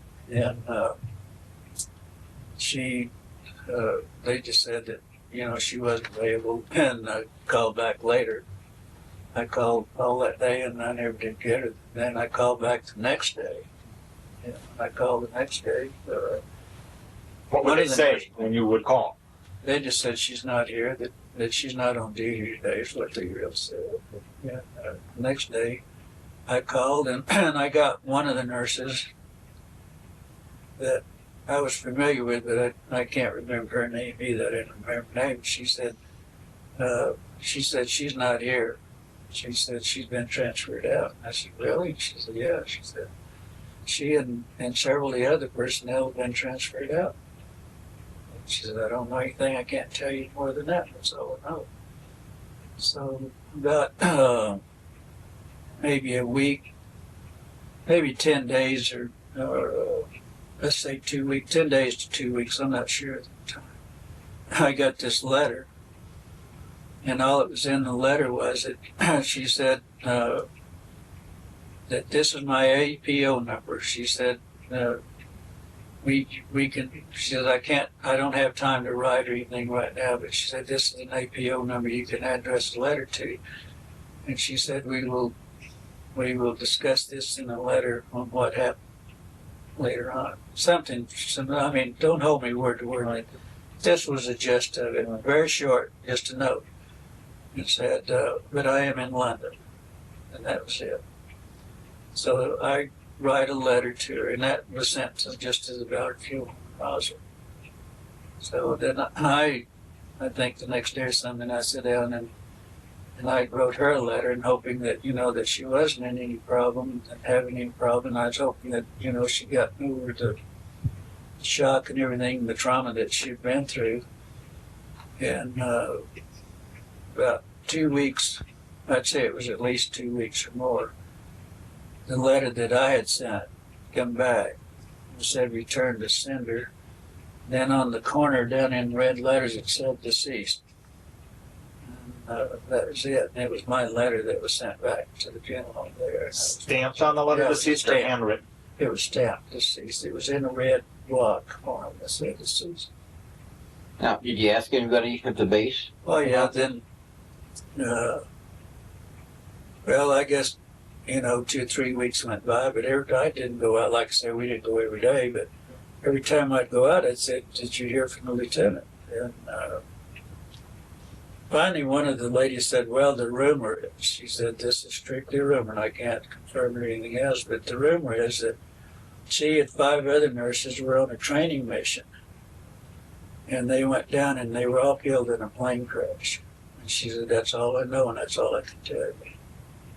So then I never did hear any more, but I kept asking, did you ever, every once in a while I'd go out and I'd say, anybody ever heard, any more about the crash or anything? And no one had ever heard anything. That was the last I ever heard. That's it. But you never got any official word? Oh.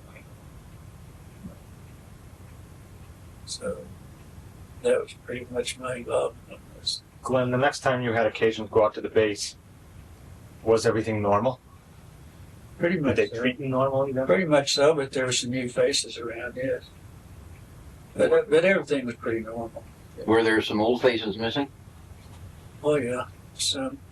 But another thing, going back to when the doctors, she and the doctors became very ill, and she said that they didn't finish the autopsies or anything right there, that they couldn't take it any longer, and they had the old air conditioner, and the smell was so bad that they were afraid this was going to go through the ducts, and they would, go through the rest of the hospital into the other room. So she said they came in and they made a removal, and they took the bodies to one of the hangars to finish the work over there. But she didn't go with her? Oh, no. She Were there any other nurses assisting? No, she was only one. How many doctors were normally on the base staff? Well, you think? I don't really know how many is on the staff, but when you go out there, there was always a doctor or nurse that was on call and all the shifts. She had a lot of orderlies back in those days. You'd have corporals and everybody doing all the deadpan work, and the cleaning and all that kind of business. Did they ever make that order for the caskets? No, never did. Never heard any more about it. Did you hear anything at all from the military about keeping quiet? Just the time that I was threatened there in the hall by this captain and this sergeant, the only time that I was ever. So there was no follow-up? No, oh, and then another thing, I'd forgotten, the next day when the sheriff and my father, Sheriff Wilcox, were very close friends, and my father was, he was kind of an old gunsmith. He was a finished carpenter is what he was, but he would make special stocks for different people in town, you know, that would, you know, on their guns and all their rifles and all that. He and the sheriff were pretty good. They used to play dominoes once in a while on Saturday evening or something. And the sheriff went to my folks' house the next morning. Next morning after what? After I was threatened, you know. Mm-hmm. And he went to the house and he wanted to talk to my father, and he said, I don't know what kind of trouble Glenn's in out at the base, but he said evidently he's a problem. But he said, I've come out to tell him, to tell you, that you tell your son that whatever he does, that he didn't know anything, he didn't see anything that happened at the base. And he said, I don't know what, George said, I don't know what the problem is, but he said, they want the names of, they want you and your wife's name, and they want all your children's name and addresses. And my father, he said, you know, he said, well, till I know why, he said, I don't think it's any of the damn business, whatever it is. But he said, my son, he said, we've raised our children that, you know, they were to do right. He said, I can't believe that Glenn had gotten in any trouble. So he drove immediately to the funeral. And he came in and he said, son, what kind of trouble are you in out at the base? And I said, I'm not in any trouble. And he said, he said, I can't help you if you don't tell me the truth. And I said, Dad, I'm not in any trouble. I said, I know I'm not. He said, well, he said, George Wilcox told me that you might be in some trouble. So I knew that he wasn't going to leave me alone until I told him. And this is the only man that I've ever told this story to until I told Stan Freeman one day. When I told him what the problem was, that I'd been threatened, and he became very upset. And, you know, he thought, well, he might just go get his gun and settle some. You know, he was very upset about it because, you know, now if I'd have done anything, I would have paid the price with him before anything else, because that's the way we were raised, you know. But he became very upset. But he's the only man I ever told him that. And I told him to don't ever repeat this to him either. Not that I was particularly afraid, you know. What was his reaction when you told him?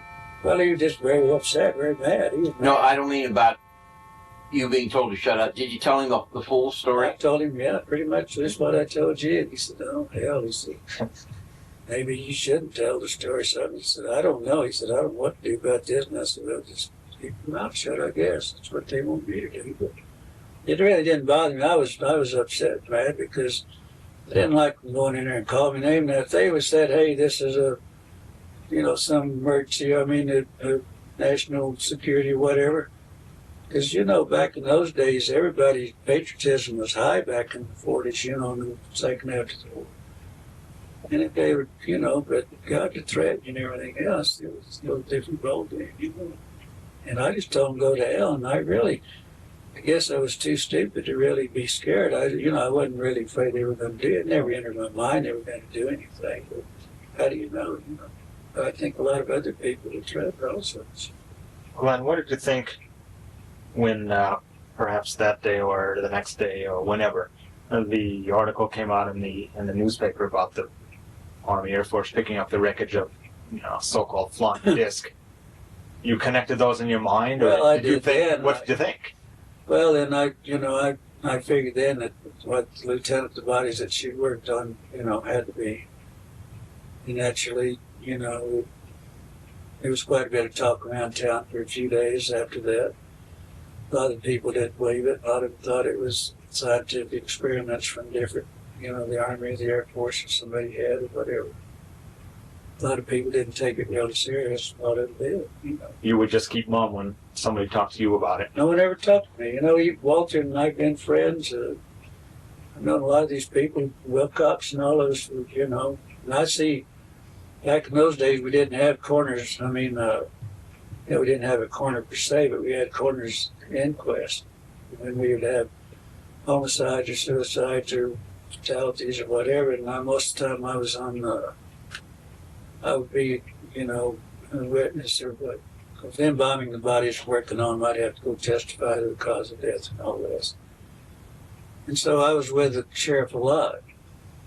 And we never discussed this. Even the deputies never discussed it. No one ever discussed it. Walter and I have known Fred and been social friends for years. None of us, until, you know, 2 years ago, but I never said anything. It wasn't that I was trying to hide anything. No one ever talked. And after I saw how Walter and everybody's getting involved, I said, you know, I don't know whether I'm going to get involved or not. But my wife is the one that talks me into it. She said, I think you ought to at least get your story on the record. She said it may not mean anything, but at least get it in record, and then tell everybody to leave you alone and go on your way. She said, I think you should do that. That's the only reason that I did, was just because she thought maybe I should, because I didn't know if it was important or what. But anyway, Stan Friedman had been after me, and you know, Bob Shirky brought Stan up that day, you know, and they said, I'll go ahead and give it to him and then get it out of the way and forget about it. Well, looking back to that time in 1947, what do you think was going on? Well, you know, certainly none of us had ever heard of UFO or aliens or anything else. The only thing we heard anything even close to that was a Orson Welles radio program, you know, back at the time. And that, but as far as, I never thought anything about it, you know. I was out at the base a lot and around the military, and my brother was a fighter pilot and all this during the war. I was there during the war because I was 4F. I only have 1 ear. That's why I'm having to sit sideways to you to understand you. But I never really thought anything about it. Really, after that, I've never thought too much about it. I don't think any of us ever thought too much about it. How do you feel now about the military's behavior and the whole thing? Well, my mind was made up when they threatened me that day that, okay, I think, you know, so what are you trying to cover up? Tell us the truth and we'll either keep our mouth shut and go on our way or forget about it. But you don't like to be called names. You don't like to be threatened. I mean, that's only human nature, you know. None of us like to be threatened. So I was upset about it, yeah, and I was real mad about it. At the time, I got over it. Then I was really concerned when I never heard from the lieutenant again. I still think to this day that this is strictly what I think, you know, knowing her and everything, knowing that she wanted to go back in, she wanted to join the order, she wanted to be, you know, to help. Mainly she wanted to be in children's, to help the young children and all this. I think they probably discharged her and put her in the convent somewhere. I think that's where she's been all these years. I'm just thinking it. I don't think she was ever killed. I don't think so. Glenn, the drawings, could you talk about them, where they might be today? I've heard that you've looked for them. Well, Stan and I had a file. I'm a nut on filing everything. And I had a personal file, but I also had a file at the funeral home. I kept a file in the history of all the suicides, of everything that I was involved in. I always kept a record myself because I was the one at the funeral home that would always have to go to the inquest and everything. And then you always had insurance companies. You always had families that would come back in maybe 2 or 3 years later. And I always made it even, I was so precise that I even wrote what kind of clothes and everybody could. You'd get letters, you know, 3 or 4 years later, my husband or my son that was killed there on a certain date had on a certain jacket and all that. What did you do with it and all that? So I had real good records. But Stan was there, and when I left the funeral home, the reason I left because I bought a funeral home myself. Kay and I bought a funeral home, and I went into business for myself. And I didn't go after I didn't think to get my records because there's a lot of the records that I wanted, you know. and that I would like to, that was personal, that I would like, and I even had the letter in there from her that I kept those deals. And but when Stan and I, we found the old, and I had it down in the basement, we found the old filing cabinet, and we found it, but what had happened, all of those old military files, I even had all the records for the ambulances. I mean, we had ambulances, everything was separated. And I could go back and tell you when we took to the hospital and the time and everything else. All those records were destroyed. They just took the whole thing out of the files to make room for, and they just took them out to the city dump and threw them away. Were any of your files still there? All my files were in there. Were any of your files still there? No. They were all gone. We found it, just like I explained to you in the filing cabinet. One of the boys that I'd hired before, when I was managing the funeral that I'd hired, he remembered carrying my records out, and he told Stan, he said, well, I remember Glenn's records, but I didn't think they were, worth anything. He said, I personally carried them up, and took them out. And that's probably where the drawings were. Yeah. I made a drawing, I think, I don't know, maybe you guys have seen it, I don't know, but I made a drawing to the best of my knowledge of what she gave me, and that was the best that I could remember and the best I could do, and I did make that drawing, what she gave me. But, this officer who had you removed, did you ever see him again? No. I did see him again. Any clues to where he might have come from? The only thing that I've ever heard about it was Stan Friedman called me. One time Stan called me and he was very excited. He said that, excuse me, that he just interviewed someone. Some young boy, a kid or somebody that was hypnotized. And he explained the red-headed officer and also the black sergeant. And he called me, he was so excited about it, and he said I always told Stan it was the meanest looking eyes that I'd ever seen on a man, and he said this kid explained the same thing to him. And he was really excited. Well, thank you very much.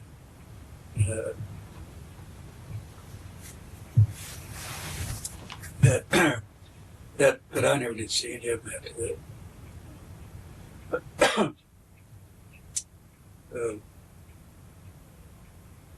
But anyway, that's the way I was involved in this. When did you leave the Ballard Funeral Home? It was about, I think, in the early 60s. And what was your position at the time? I was manager. Mr. Ballard was still there, but he was the mayor, and he was involved in local politics and everything else. And so I pretty well managed everything.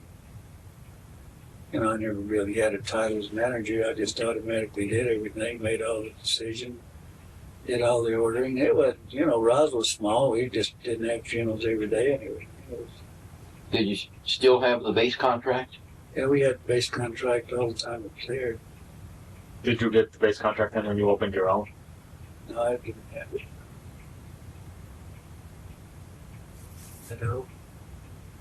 But, they closed the base. I don't remember what year they closed it, but they closed the base. We just automatically got it. Mm-hmm. Politics, that's what, the mayor and everything, but close it. That's politics for you. It doesn't change. Yeah. Do you think of anything else? Yeah, go ahead. Any contact with the lieutenant's parents? Did you have parents? I never had any. I had contact one time that I was out there, and she introduced me to her brother. She said, "I want you to meet my brother Bill," and he was a sergeant, but I don't think he was in the Air Force. I think he was in the Army or something. Would they have any knowledge other than yours, or of her disappearance, or? Well, see, I've never contacted any of them after that. I never heard from anyone after that. He was just like her. He wanted to serve his country, but he was also studying to be a priest, and he wanted to, after the service, he wanted to go in back and be a priest. It was a very devout family. I mean, they were really something else. Glenn, with the MPs on the base and the guards running around with rifles and unholstered weapons. Well, they always had a pistol, you know, on their.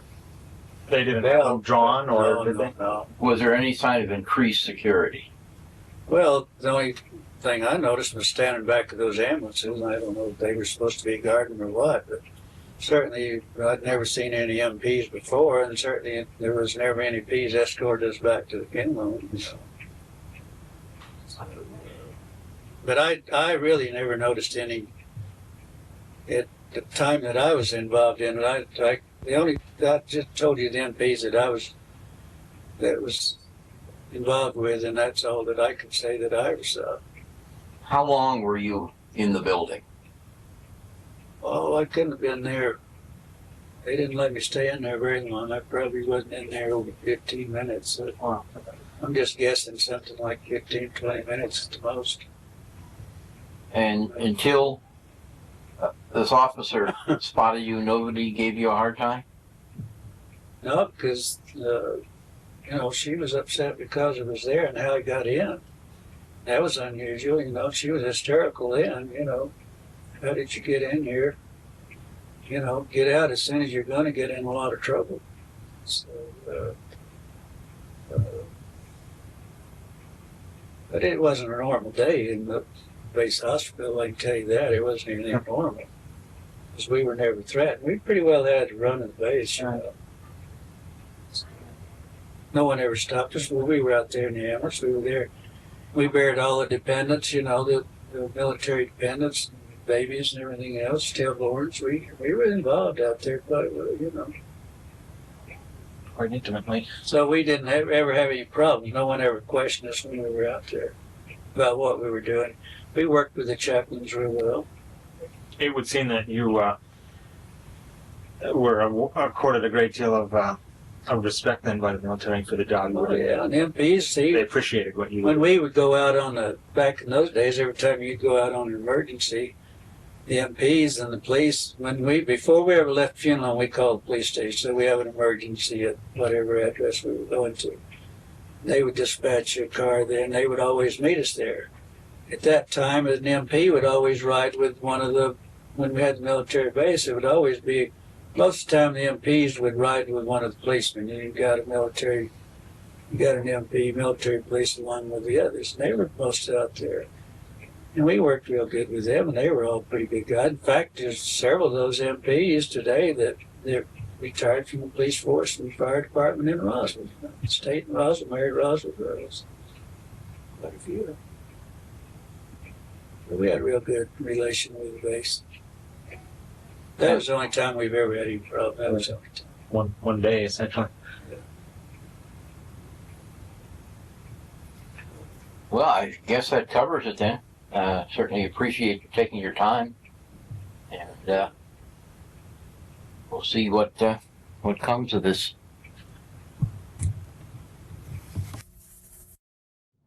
This is Stanton Friedman. I'm a nuclear physicist with a very strong interest in flying saucers.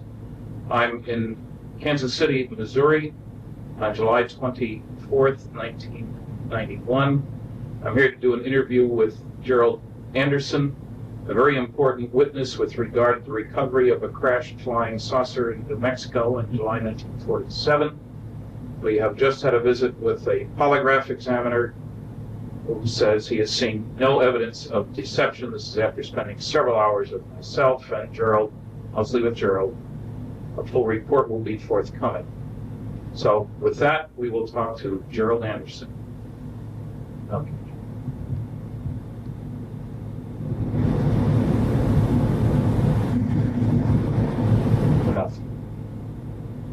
You state your name, please. My name is Gerald Anderson. Where were you born and when? I was born October 4th, 1941, in Indianapolis, Indiana. Okay, and give me a summary of what happened in 1947 with regard to a crashed flying saucer in New Mexico. Well, we had just moved to Albuquerque, New Mexico on July 4th, 1947.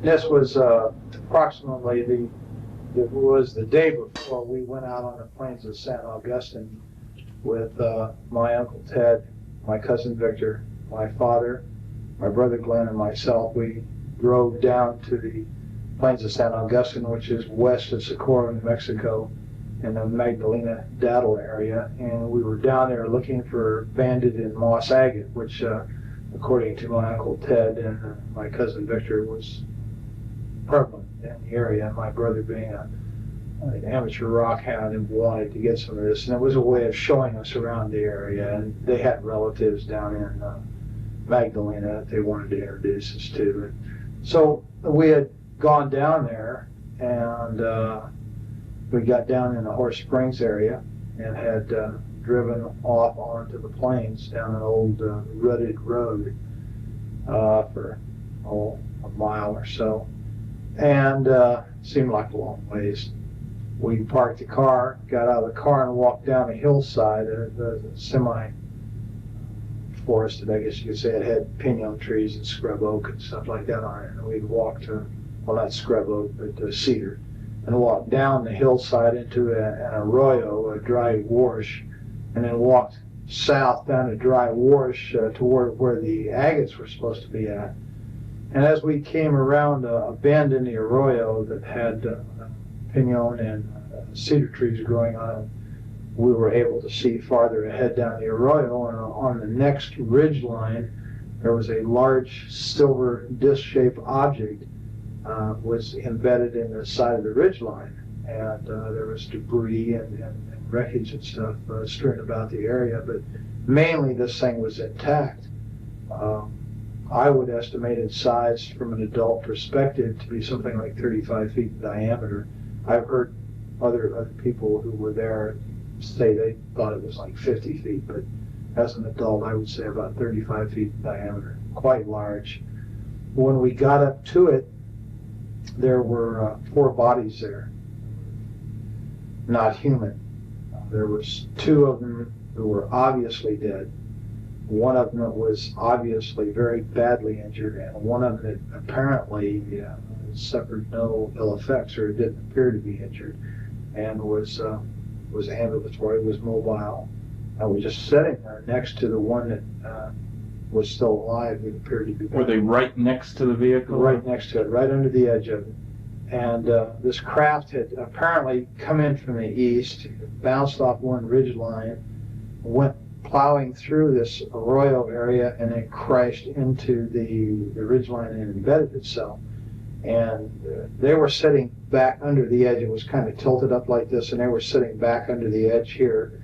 And I'm assuming that this one creature that was all right had laid this material on the ground, but it looked like unrolled tinfoil that these other 3 creatures were laying on, like it was trying, like you do a person in shock, and put them on a blanket, kind of a thing. And apparently it had some boxes there around it, and had apparently been trying to give first aid or help these other creatures when we first got there. And as we approached, the creature drew back like this, like it was in fear of us, like we were going to hurt it. And it wasn't very long, you know, and trying to communicate with it, the adults were. It seemed to calm down and just sat there and kind of looked back and forth, watching them, apparently trying to figure out what was going on. Like, what did it look like a little bit more? These creatures, all of them were about 4 foot tall, 4.5 feet tall. They had very large heads that were shaped larger on the top, and they kind of tapered down. Not to a real sharp point, but just tapered down where they were thin. And they had very large, oval-shaped or almond-shaped, I guess you could say, black eyes they were so shiny they had almost a bluish tint to them when the light reflected off of them. Their skin coloration, I think the best way I could describe that is kind of a bluish tinted milky white. It looked like someone in shock. And the ones that were laying on the ground really looked more that way, more blue, How about ears, nose, mouth? No, there was no visible ears on the creatures, except like if you was just to cover your ear like this, to where there was just a rise there and then a hole, without, your earlobe and the rest of the ear there. How about nose? It was, the nose was very, very small, almost imperceptible. And just like 2 holes straight in. And the lips were just a straight line. It was like a cut. And you couldn't see any visible lips like we have. It was just a slit. And What it hair never color? made a sound. Pardon? What hair color? There was no hair. They were completely bald. And no sound? I never heard a sound of one, not out of any of the creatures, including the one that was... Did you see fingers? Yeah, they had fingers like this. They didn't have a little finger. They just had the thumb, had 3 extra digits, except the center digit was longer, and the other 2 were about the same size. They were very long and slender. It looked very delicate, and I've made the statement before, and I'll make it again. I think they would have made excellent violinists because of the structure of their hands. They were wearing one-piece suits. All of them were dressed exactly the same, and it was sort of a real shiny, silverish gray color. No zippers, buttons? No, I saw no zippers, no buttons. Insignia? No insignias.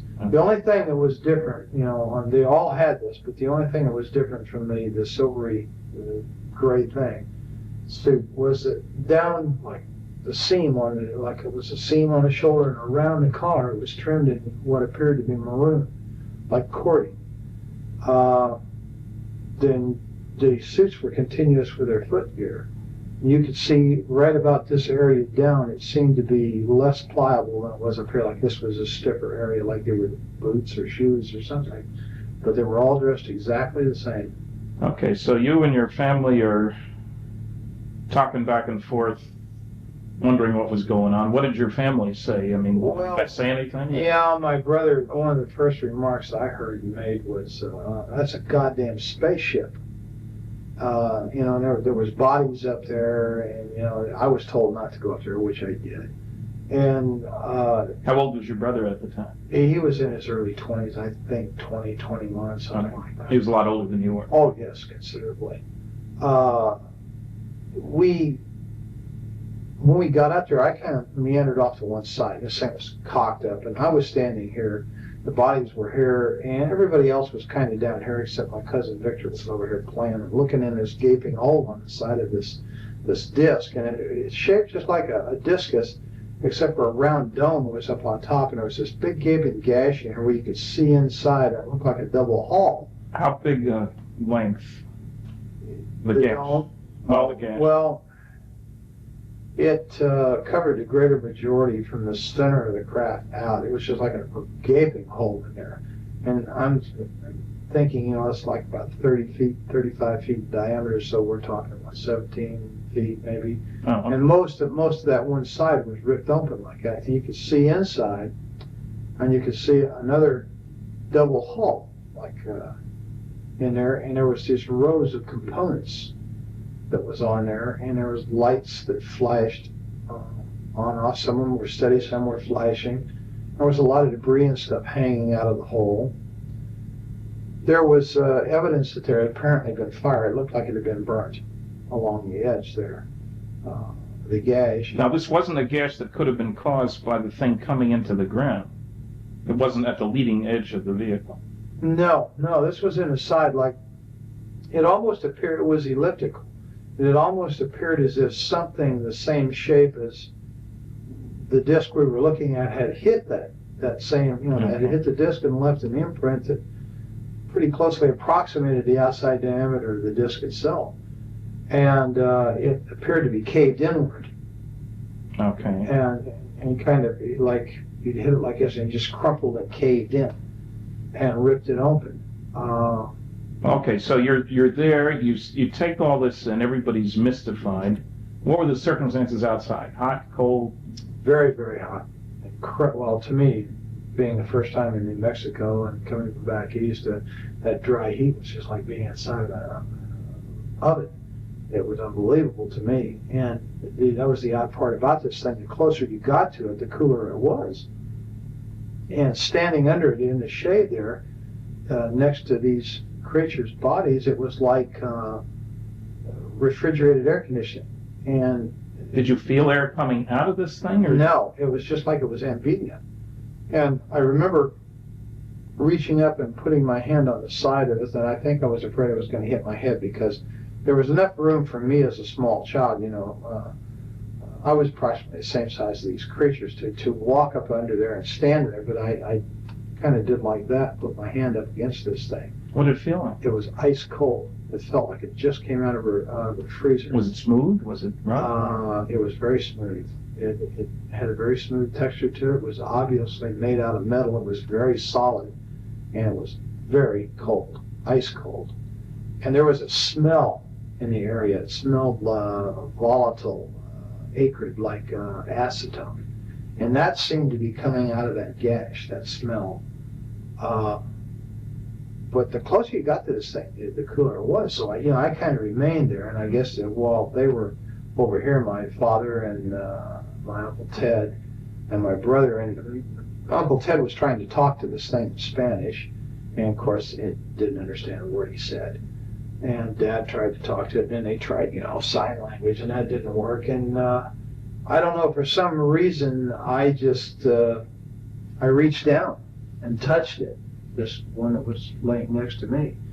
And when I touched it, I realized, I jumped back. It scared me, it startled me, because I suddenly realized that these weren't dolls. I thought they were plastic dolls. And I was still in my mind, these are moving dolls. Until I touched it, and I realized, this was a dead thing. I'd seen dead relatives before. I unfortunately had made the mistake one time of touching a relative that was in a casket, and I just knew this is a dead thing. And it scared me, and I ran around behind my father and my uncle, and this thing was sitting there on the ground, and it kept looking back and forth, and it just had its hands like it's in its lap, and it just kept looking back and forth between the three of them, and like it was trying to understand. And all of a sudden it just turned, it looked right straight at me, between my Uncle Ted and myself. And this is when it was just like an explosion of things in my head, things I started, feeling just terrible depression, loneliness, and fear, and just, awful feelings. It just suddenly burst into my mind, and I don't know if that meant that it was communicating with me and I was the only one there I could communicate with because I was a kid. I don't know. I turned and ran, and I ran across the arroyo and up on the area that it had bounced off of during the crash, and was just standing there looking down at this scene, and my family, and off in the distance I could see cattle grazing, and I could see a windmill, and I could see dust trails out on the plains out there. And I was there for a little while, and then I came back down, and I guess we were there, Victor was in, when I got back down there, Victor was up in the crack, and Ted yelled at him to get out of there, and Glenn went over and grabbed him by the belt and jerked him off. That's your brother? Yeah. And jerked him off and said, get out of there, you could cause this thing to explode and kill us all, and then of course he went prowling around in there. I was kind of standing off to one side looking, that's why I knew that I could look off these rocks that I was standing on, look right into this thing. That's why I knew, about the lights and the components and stuff. And then, I heard other people talking, and I turned, and there was a group of people coming up the arroyo from out on the plains. From the south. They had come up there, and of course they walked up and was talking. And how many? There was an older man and 5 younger students. Boys, girls? There was 3 boys and 2 girls, and they were all, introducing, talking to my father and my uncle and my brother. What did the older one look like? The leader of this group, the man. He was a very tall man, very big man. He was wearing a pith helmet when he first came up, one of those kind of explorer helmets. And he was bald, and I know that because he had taken it off, and he had done this, a couple times with a handkerchief and put it back on. He was a balding man. And he had a round face. He was very ruddy complected. He's a big man. And he apparently was a doctor, because they kept calling him doctor. And as I understand it was an archaeological group that was out there on some kind of summer thing. And they talked, and he apparently was able to speak several foreign languages. And he tried to talk to this creature several times in different languages, again to no avail. How did he happen to be there? Had he seen the thing? Well, they claimed that they said they saw this thing come down the night before, flaming, you know, and they thought it was a meteorite. And they had talked about, well, in the morning, you know, we'll go over there and see this, where this meteor came down, because that's what they thought it was. And when the sun came up the next morning, you know, and they got about their business and got up, and somebody looked over and said, you know, they saw all the shiny metal and stuff across the plains there, and they realized it wasn't a meteorite. It may have been an airplane, and that crashed. So they all decided to go over there and see if there was anybody who was alive, you know, that was hurt, that needed help. They had driven over? No, they walked over, apparently, the way I understand it. And it's quite a ways across that plain, so it had to take a very long time to do this. Or they may have had a vehicle, I don't know. That's an assumption, I think, on my part. Where they walked. Okay, so they're around with the family. But they came across the plains nonetheless. I'm not sure if they drove or not. I didn't hear any cars. And then somebody else showed up. Yeah, they were down there just, 15, maybe 20 minutes tops, you know, and they were picking up things, some of the students. And this Dr. Buskirk, that they called him, this one girl went up and said, look, doctor, wouldn't this make a beautiful ring? And she was holding what looked like a red rod, a red tube of some kind. It was kind of a silvery red. And he kind of snapped at her, you know, and put that down, Agnes. You don't know what that is. I think it hurts you. Just don't pick this stuff up. And she kind of said, well, yeah, okay, doctor. And then he went back to what he was doing, and she walked away and put it in her pocket. And a lot of them were doing this, sort of picking up things and feeling things. I was picking up things and feeling things. There was all kinds of material, metal, and stuff laying around. Then we heard it, well, we all heard it, a sound of a motor coming like a truck. And I went back up the incline there to the ridge line, and I could see out there, and there was a truck coming up. It was an old pickup truck. It was sort of a beige color or a tan colored thing, and it had a whip antenna on it. And it stopped, and this guy got out, and he's wearing brown clothes, he's got boots on, and he's wearing a straw hat, just like the kind Harry Truman always wore, and he had wire-rimmed glasses. He was a big man, and he looked exactly like Harry Truman to me. And I'd seen in the movie Tone News that he was president then. Yeah, I was well aware who Harry Truman was, so everybody was. He was kind of a hero, you know. And this guy looked like him, except bigger, and I don't think he didn't look as old either.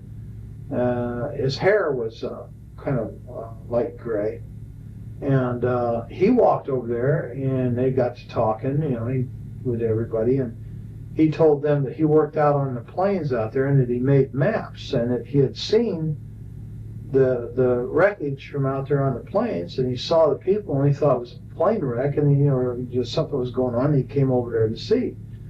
And he hadn't been there but just a very, very few minutes when we heard all kinds of motors and engines straining and stuff. And here comes a military car with a big white star on the side of it, followed by a 6x, which is a military truck with a kind of a canvas wagon type canvas thing over it. And it's full of soldiers. They've got guns. And right behind that was what we call a 4x, which is like a medium-sized Jeep truck situation. And it had two big high whip antennas, all kinds of radio gear in the back, and a guy back there with earphones and stuff on, and he's, you know, working these radios. And they all pulled up and stopped. And which direction had they come from? They came from the north, from the Horse Springs area, right? So they could have come off the highway there. Oh yeah, I'm sure that's exactly how they got there. They come off the highway the same way we did. Well, in the meantime, when it stopped, this black soldier, the sergeant, and the reason I know he was a sergeant, my brother told me he was, and he got out of this car, and then a guy got out on the other side, and Glenn said he was a captain. He told me later he was a captain. And this guy had orange-red hair. And all the soldiers then came running over there, pointing guns at people and telling them, get away, get away, get away, you know. And when this creature saw these people, the military, he went nuts. He went into an absolute panic, worse than what he did when he saw us. Did he move around, or just his eyes? Or? He just okay. Crazy, and it was like he was looking fearful. like he was looking for a place to run and hide. But he never got up. Never got up. He never left the one injured one next to him. And this red-headed officer, this guy was a real butthole. He made all the threats. He threatened to have people shot. They didn't move to away. Everybody? Oh yeah, get away, get away.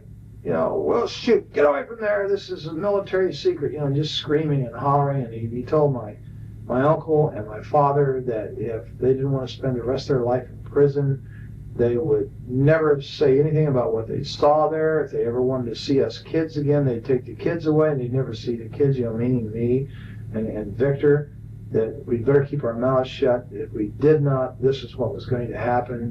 They were threatening people and pushing people. And the students as well? And Dr. Oh yeah, they were hustling everybody. And one of the soldiers pushed my uncle. He had a rifle, I guess, and he shoved him back like that. Well, that was something you don't do to my Uncle Ted. Ted had a violent temper, and he grabbed the rifle and reached over top, smacked this guy, and dropped him right there. And Ted had dropped the hat. This guy's a cowboy. He'll hit you in a minute. And of course, when he did that, there was bolts opened, and I guess cocking. You know, they were cocking their rifles. They were pointing guns at people, and everybody, Buskirk and Glenn and Dad, grabbed him, you know, pulled him back and got him away. Don't, man, they're going to shoot. Don't do that, you know, trying to stop this. And I think we came very close to having someone shot. Then they really started threatening, you know, and they interviewed. Well, did the redhead do all the talking pretty much too? Pretty much, except once in a while the sergeant would chime in and make statements like that to other people in response to the redhead. But mainly it was the redheaded. Was there a name tag? Yes, there was, and his name was Armstrong.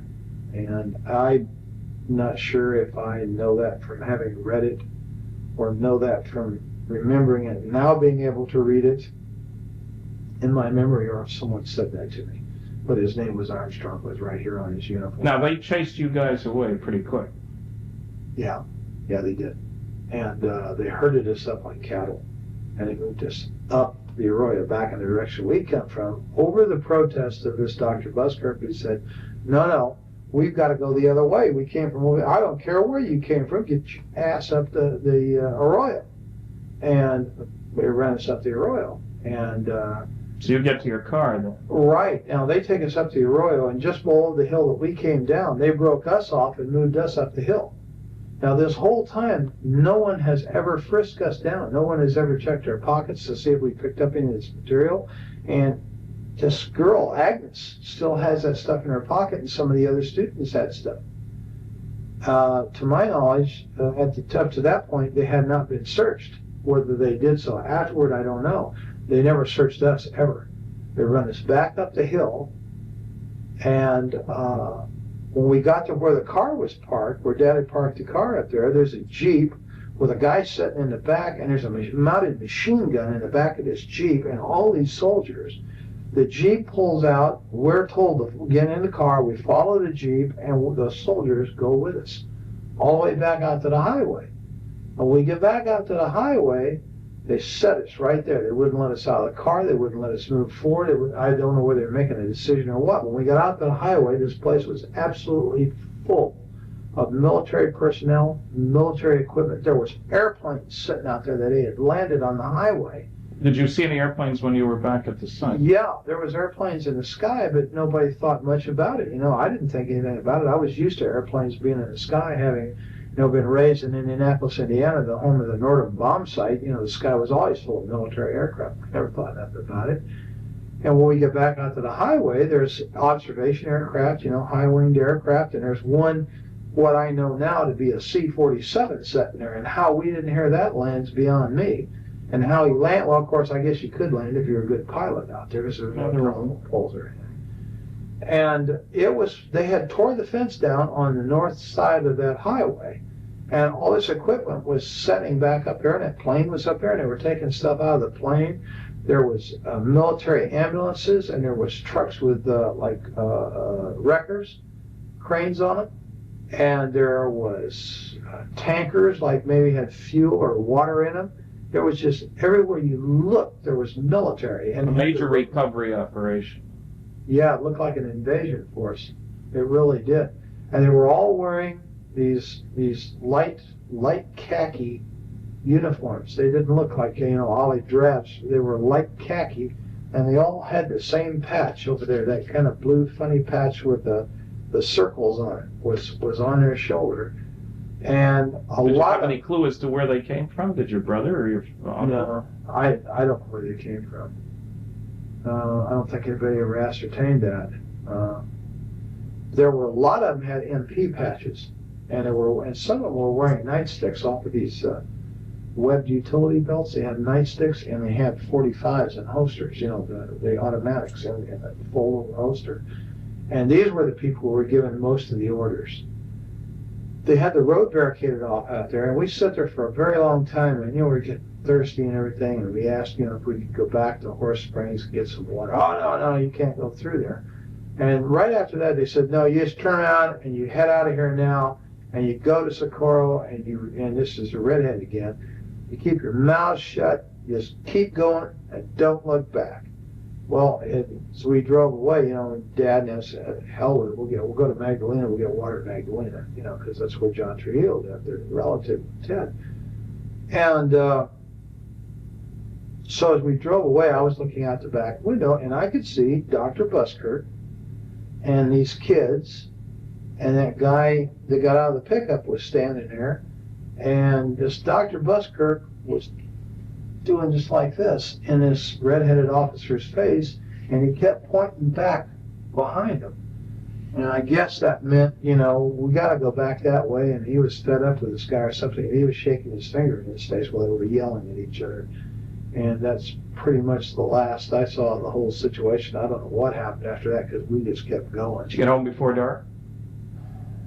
Oh, yeah, it was before dark. Of course, it was in the summertime, so it didn't get dark until way late. And we stopped in Magdalena very briefly, and then just kept going. And the adults were really funny. They were really scared. And I had very rarely, well, of course I didn't know him that well, but over the years I knew that Ted was not much of a disciplinarian. He really didn't discipline the kids that much. But he really knocked the fire out of little Victor. Victor wanted to talk about what we just saw. He just saw Ted kept telling him, shut up, don't talk about it. Nobody's talking about this.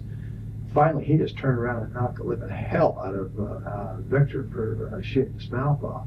Did Ted work at Sandia then? Yes, he did. He did something out there in the technical area. I don't know. Had a clearance? Yes.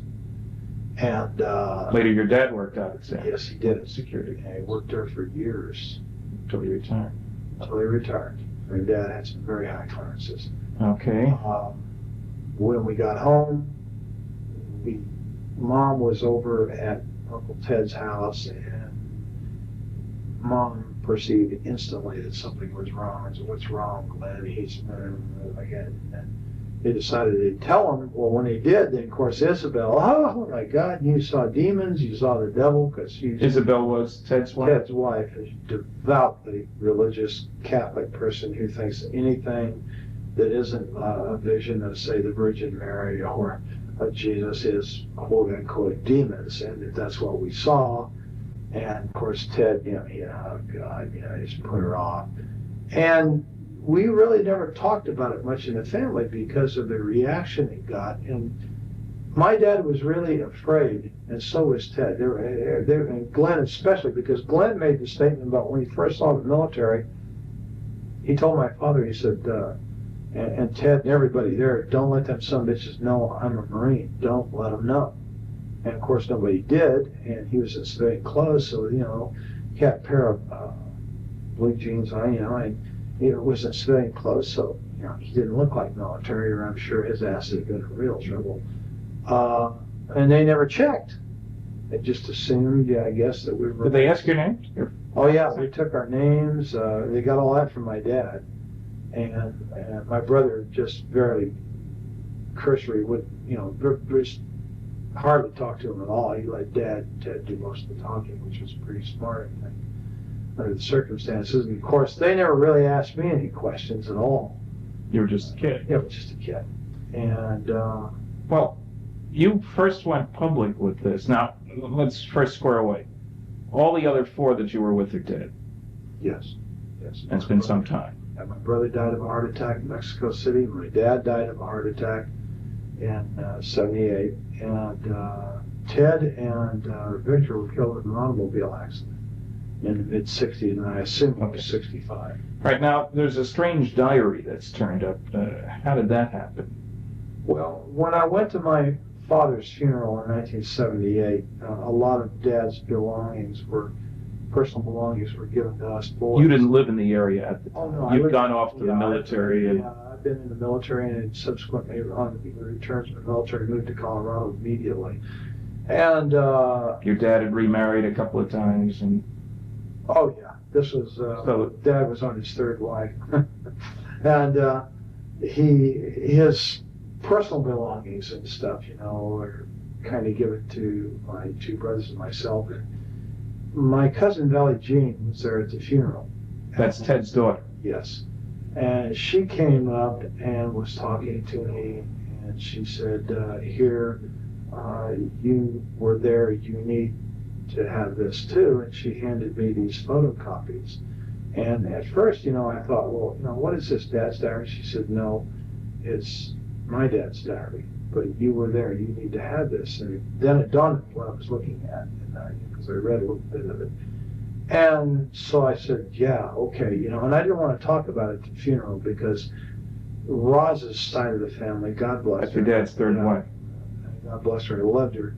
But they were very religious, and they would have viewed this exactly the same way as Isabel had, as evil.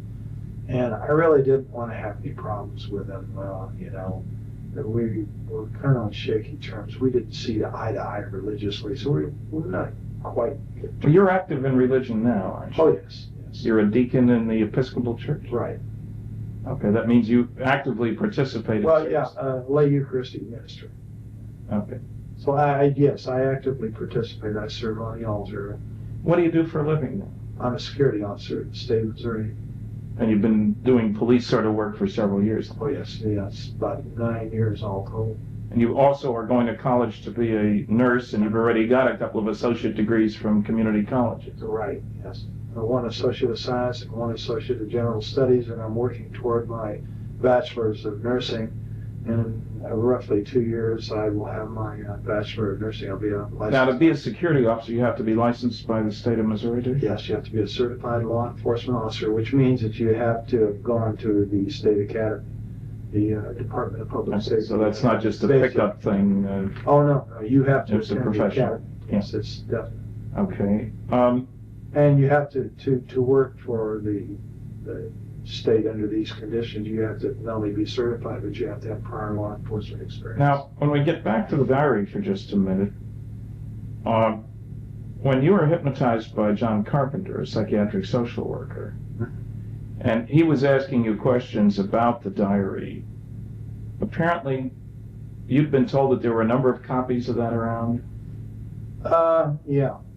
Something buried out maybe there too? Yeah, as I understood. Well, in fact, in conversations with Valley Jean after the fact, after I got involved in this thing through the Unsolved Mysteries thing, I was told that that wasn't the only diary. That what I had was a copy. Well, it was a photocopy. Okay. And that there were a lot of these copies around, and apparently Uncle Ted or someone had put these out through different people in the family and friends and stuff for reasons, I don't know, to keep them from getting lost or something like that. Okay, now when I asked you for the original, you contacted who? Well, yeah, Valley Jean. That was Valley Jean. Okay, Right. She was in a convent. Right. And she was reluctant to do anything. You had to call a number of times, as I recall. That's correct. And you talked to the bishop? Somebody talked to him. Yeah, I talked to a bishop. And he convinced her to send the stuff to me. Yes, apparently. Okay, because I got it directly from Colorado with a cover letter that strongly indicated that she didn't want any more to do with this. That was part of the agreement. But that she considered this the work of the devil, or words to that effect anyway. Yeah, I think she's of the same opinion her mother was. Okay, The so devil. And you see, all I ever had of this was the photographic copies that I had showed you originally. And as I understand it, you received the original. I received the original from which those have been made. They were partly burnt. She mentioned she had intended to burn them, but because of your persistence and with the agreement that I never contact her, she would send them to me. And as you know, when I had forensic analysis done, it showed that the ink dated from the early 70s. The paper could have been available in 47. So it was clearly not an original. But it was also done before there was any publicity about this case anywhere, because I know I was the first one to get involved. Exactly. Now, as you know, we have discovered, not I, but you had identi-sketches done by a police artist of the various people involved in this. Right. Mm-hmm. And as you know, there is a picture, several pictures that seem to indicate that Dr. Buskirk was Dr. Winfred Buskirk, who had received his PhD at the University of New Mexico. And you had described him as in his late 30s, early 40s. It turns out he was 39 in 1947. He was bald and been bald most of his life, even up to then. Mm-hmm. Was there other contact between you and he at that time, as far as you knew? Your family and him, or? I don't know. Okay, not to my knowledge. I don't believe my dad had ever contacted him. There's a possibility that Ted may have, and I'm not sure why.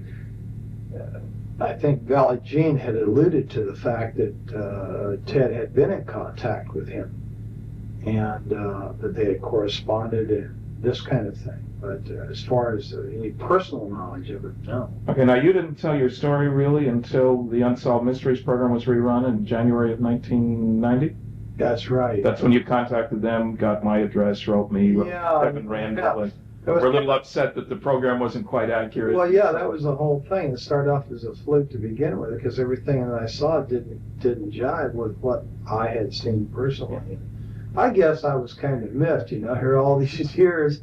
I had been primarily forced, by not only by others, but by, my own sense of survival to keep my mouth shut. And wow, here it is, it's on TV, and he got it wrong. And so, I just impulsively called the number and told the lady, wait a minute, that whole thing was wrong. Well, how do you know that, sir? And I said, well, because I was there, that's why. And boy, that apparently pulled somebody's string. Yeah, and the key thing that was wrong, of course, there were a few mistakes in an otherwise excellent program, was that they had that, the Barney Barnett, the civil engineer story, over near Corona, and you knew that it was over in the plains. Right. There's a lot more. Well, yeah, and then the fact that the thing looked like a tent flat hat or a tent top hat, and it didn't. It was disc shape, and the Barney Barnett, or whoever the guy in the truck was, did not drive right up to it on a road. It wasn't parked conveniently next to a thoroughfare, Right. And it was just things like that. I don't know. I just, for some reason, I thought, well, geez, look. It's already public. Yeah, the story's out, and let's get it right, Of course, I don't think I realized at the time, how involved this was going to be, but what kind of reason? Live and learn. Now, I got you together with John Carpenter, the psychiatric social worker, and you guys had several sessions, and then we flew out to the site. Uh-huh.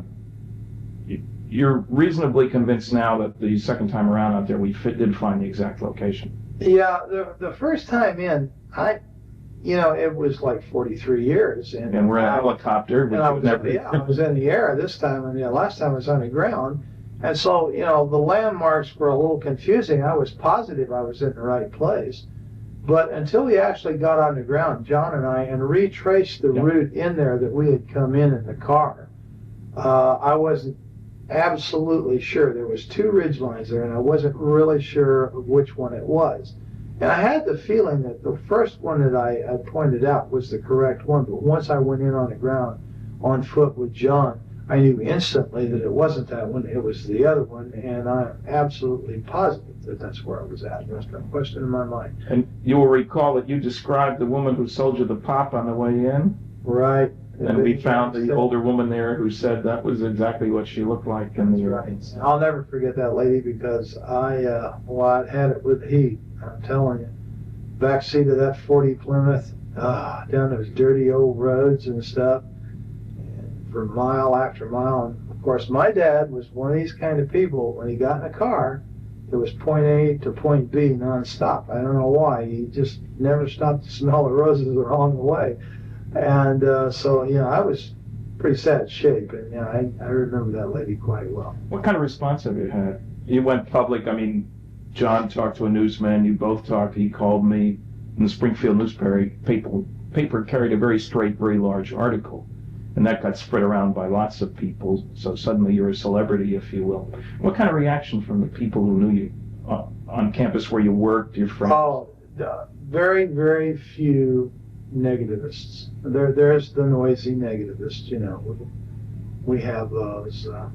But in general, generally supportive. 99% of the people were incredibly supportive. Only one professor at the university was of the negativist type that was vocal about it. Everybody else just 100% supportive.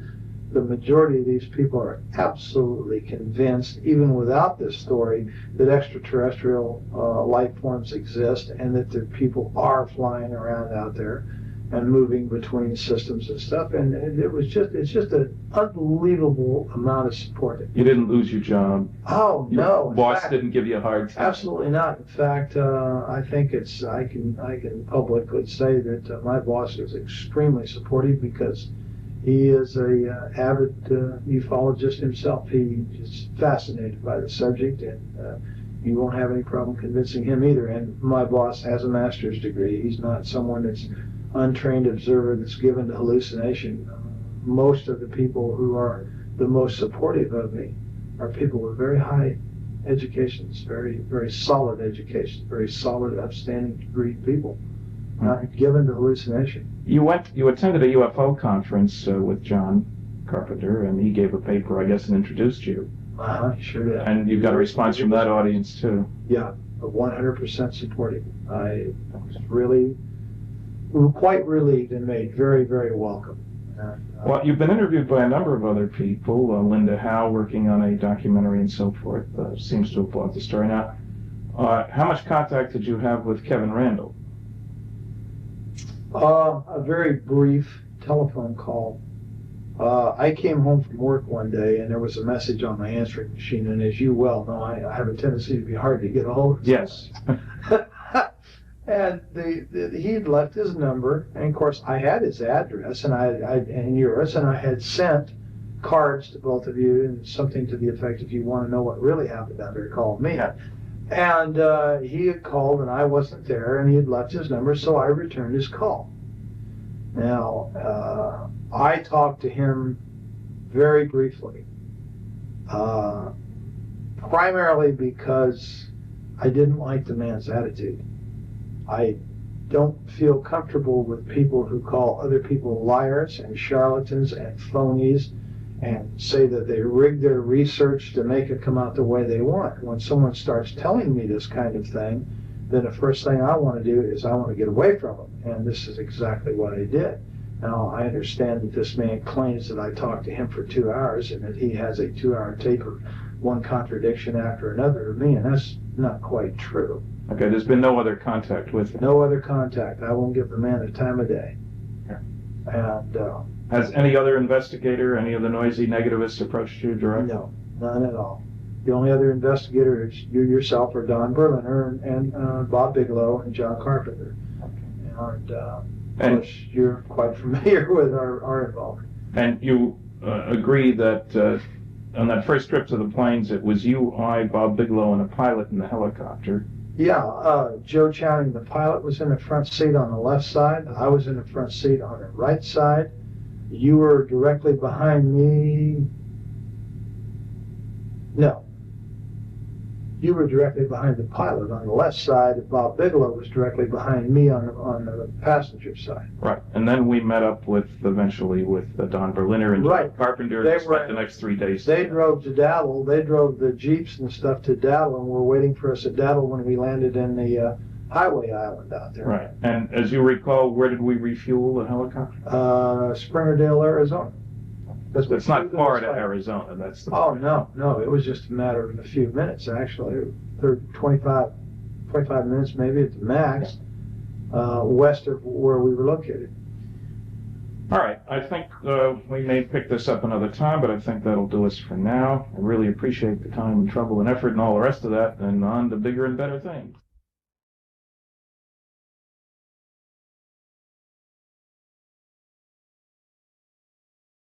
Yeah. By what they've read and seen since, describing essentially what they remember. Yeah. It's just a nice part of the world. It really is. Yeah. Everybody's so helpful. Hang on now. Let's see how our Tinker Toys are all put together here. Have we got any kind of an audio lab? Yeah, if you just want to give me a little bit of... Glenn, would you just say a couple things? Okay, first of all, the phone was ringing, right? Okay, the way I became involved in this was started out in the early afternoon, around probably 1:30 in the afternoon, and I received a telephone call from the mortuary officer out at the Walker Air Force Base, Army Airfield Base, and he was inquiring about what would be the smallest possible casket that we could get that would be hermetically sealed. And at that time, I know that we had used like the 4 feet and caskets. We had used those before, but I thought they also made them in a 3/6. So, but he wanted to know if we had any in stock, and I said no, but if I can make a call to Amarillo, I can have him in, by 7 o'clock the next morning on the truck. So he said, I'll get back to you. And that was the first contact that I had with the base. And then what? Then he called back, probably 45 minutes or so later. And he said, I need to ask you some more questions. He said, in case something like this should happen, he said, we need to know what the preparation, what your preparations are for the bodies that had been laying out in the elements, And he said, we need to know also what if your treatments of the bodies are the remains, what could you do to them, and if your treatments, would it change any of the chemical breakdown of the tissues, the blood? Would it make a difference? And I said, I thought probably it would. And I said, of course, he knew exactly how we would treat those bodies because we have an outline from them and what we really have to do. I think he already at that point knew exactly what we would have to do. Did he disclose to you what he had? No, I told him. I said, if you have a problem, if you want, if you have something you don't really know what to do about it, let me come out, and I'll, try to help you do whatever you want to do. And he said. And he said.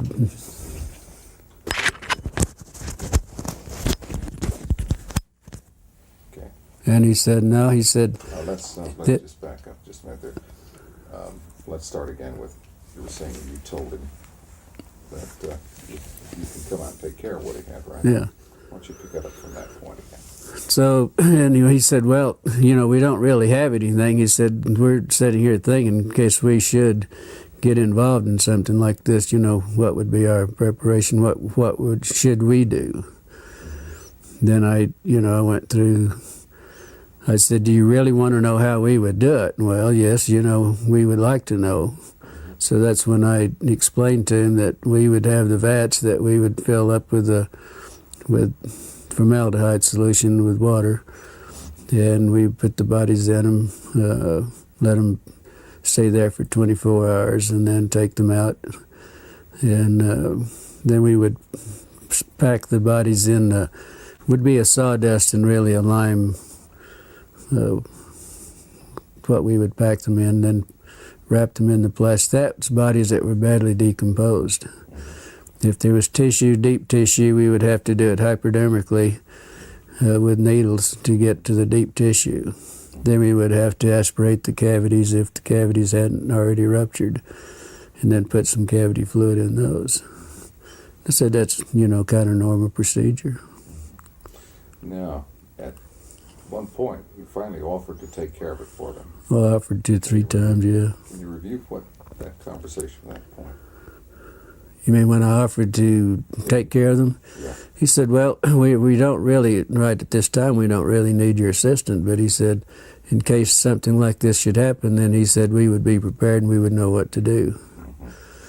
Then we got back onto the subject of maybe not damaging any of the chemicals, compounds or anything with the bodies, or tissues, whatever, because and they wanted, how would you pick bodies up like that, and what would you do not to contaminate any of it? Didn't this begin to seem a little strange to you at that point? Well, I thought maybe what happened, they might have had a VIP or, some officer and something that happened. They didn't want, wanted to keep it quiet, and they probably wanted to do it themselves, not be involved with the civilian businesses or anything.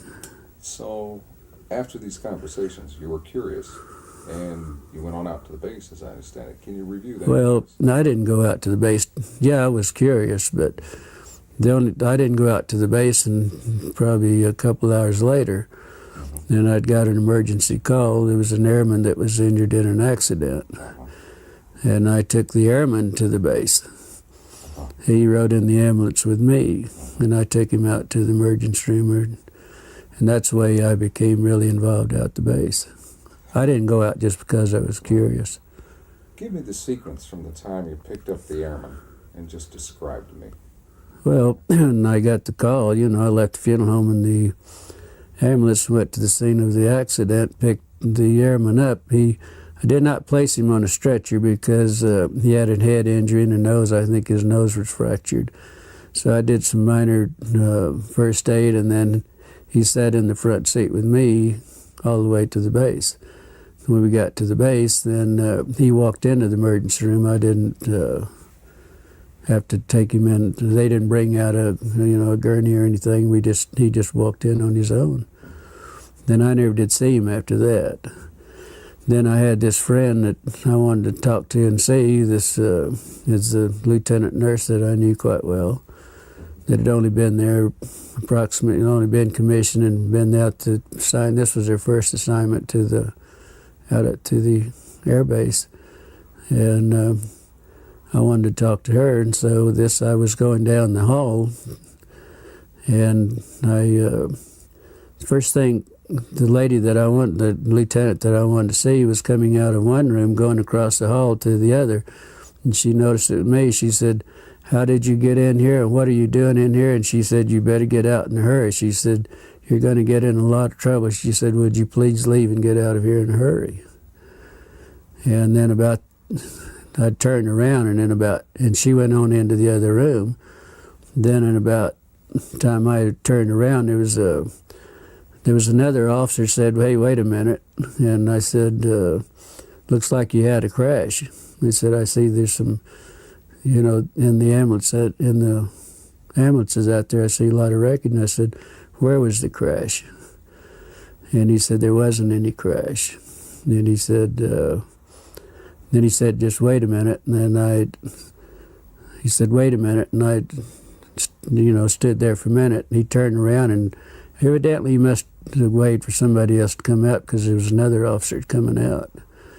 He said, "This man says there was a crash out at the base." He said he wanted to know he was inquiring about our crash.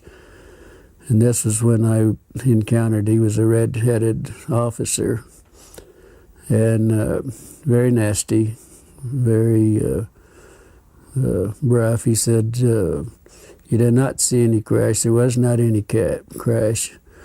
And he said, you get the hell out of here, and you didn't see anything, and you don't talk to anybody. He said, you're going to get in a hell of a lot of trouble. And I said, look, I'm a civilian, there isn't a damn thing you can do to me about it. He said, no, but somebody might be picking your bones out of the sand. That's when he made the remark there. Then there was a black sergeant that was standing beside him, and he said, yeah, but he would make better dog food for our dogs. Of course, I didn't understand that, but my father happened to be an old trapper and for a hobby and everything, and I said, my father uses guys like you for bait in these coyote traps. And then there was 2 MPs that joined me right on, took me outside, and each holding me by my elbows, and they escorted me out to back to the ambulance and followed me all the way back to the funeral home. Now, as you were entering the hospital, you saw something in 3 trucks. Yeah, because usually where I parked, there was 3 field ambulances parked in the area where I usually park, where we back up to the ramps. So I just pulled up to the side in front of those and parked out in the front, and the airman and I got out and walked in. So when I got up, went up the steps and up the ramp, and I was walking, going into the emergency room, I noticed that the doors were open, but what was odd about it, there was an MP standing beside each one of the vehicles in the back, just standing there. And the doors were open. Naturally, I was curious, and, I just happened to look in. That's when I saw some debris that looked like parts of a plane or something that they hadn't had a crash. Because I've seen them do this a lot of times, bring in pieces and the old ambulances in. Can you describe the debris? Yeah, I noticed in 2 of the ambulances there was some debris that was probably 2.5 to 3 feet, long and probably high, that was propped up on the side of the ambulance there. They were kind of in the shape of maybe like a half a canoe. They were like the front part of a canoe. And, it looked like it might be aluminum, but it looked more like the metal looked more like stainless steel that had been heated. It was blue, kind of a bluish tint to it. But what was odd about it, it looked like around the curved part in the front of the canoe, there was some designs or something. It kind of reminded me of maybe some Egyptian signs or whatever. And it was probably about 3 inches in high, and probably the length of what the wreckage I saw, it looked like it was the length. And the same thing was in the other ambulance too. I mean, I saw practically the same thing. The pieces that were practically the same size, and the insignias looked like whatever that might be was part of the wreckage. How did your friend feel about what she saw? Well, I didn't know really until the next day. And I called out. I kept trying to get a hold of her because naturally I was curious and I wanted to know what was going on. And so I called out the next day, and then probably around 11:30, she said, I know you've been trying to get a hold of me, but I haven't been available. And she said, why don't you meet me at the officers club? If you have time, meet at the officers club and we'll have lunch, and I want to talk to you. And the funeral home we had at that time, we had some of the businesses there had an associate membership to the officers club, and our funeral home had that membership, and also had a card to identify myself and what business that I was, associated with. So I had no problem. One time I'd go to base, all I had to do, a lot of times if it was in the evening, I'd have to stop and sign a visitor's and get a visitor's pass and then turn it in when I left. But it was no problem going out there. So I went on out and met her. Beg your pardon? Tell me about lunch. Well, we, both ordered. I'm not sure, remember what we ordered, but it was just a light lunch. But she was so upset. She looked like she's, in shock is what she really talked like and looked like. And she said, I said, well, I was just curious. The only reason I want to talk to you, I was curious on what happened.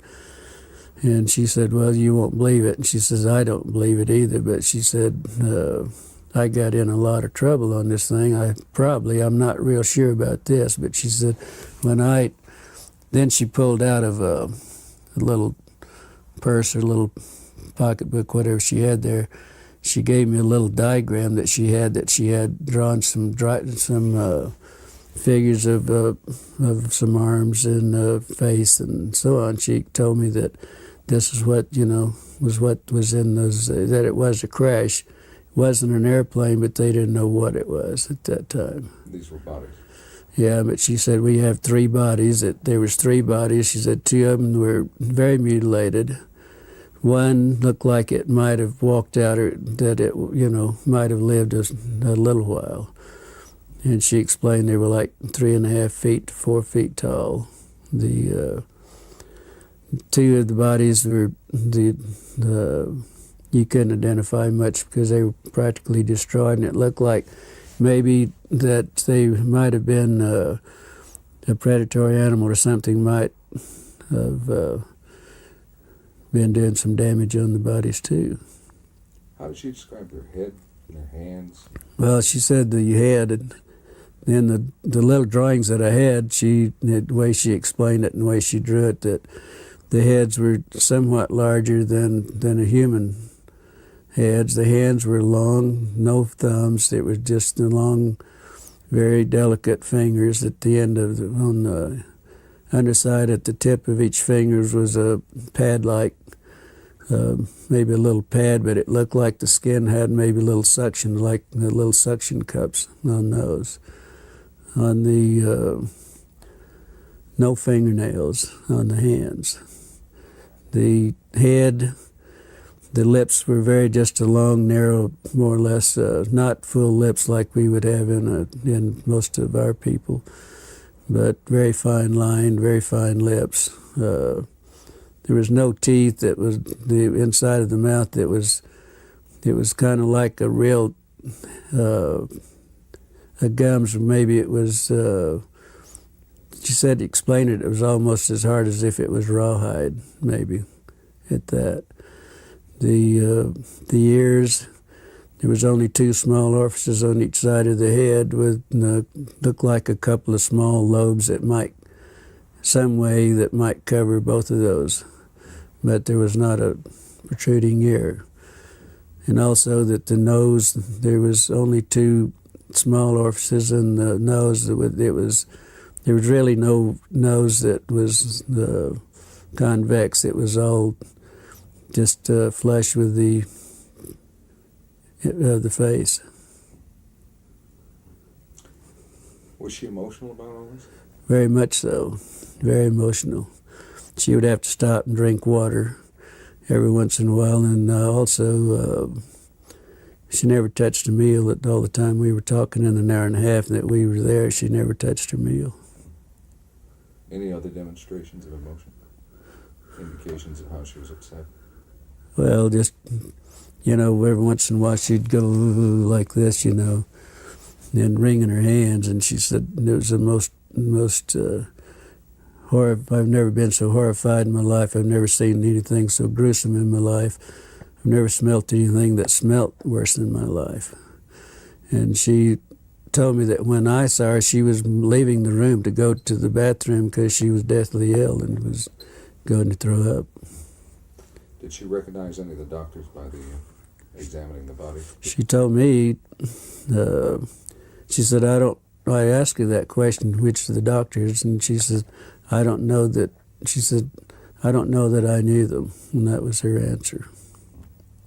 So, but she said she walked in the room and they said, hey, we need you, you need to help us. And that was the way she became involved in it. And then she got ill. The doctors also became very ill. They would have to do a little examination, then they'd have to leave and go sit down, and then they would come back and do a little bit more. It was that bad. After your conversation with her at lunch, can you describe what happened next?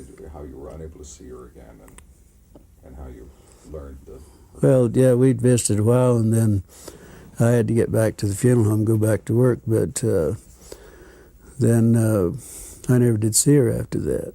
And I called out the next day to see how she was feeling, see what, and they told me that she wasn't available. Then I wouldn't be available that day. I called the next day, and they told me that she'd been transferred. And it was rather odd because she'd only been at the base less than 3 months. That was her, on commission less than 3 months, and that was her first assignment. So it was rather odd that she would be transferred out, within 3 months. So later on, you attempted to. I guess you got a letter. Then about 2 weeks, probably 2 weeks, at least 2 weeks. Could have been a little longer, but I know it was at least 2 weeks. I got a letter addressed to me at Glendivis at the Ballard Funeral Home.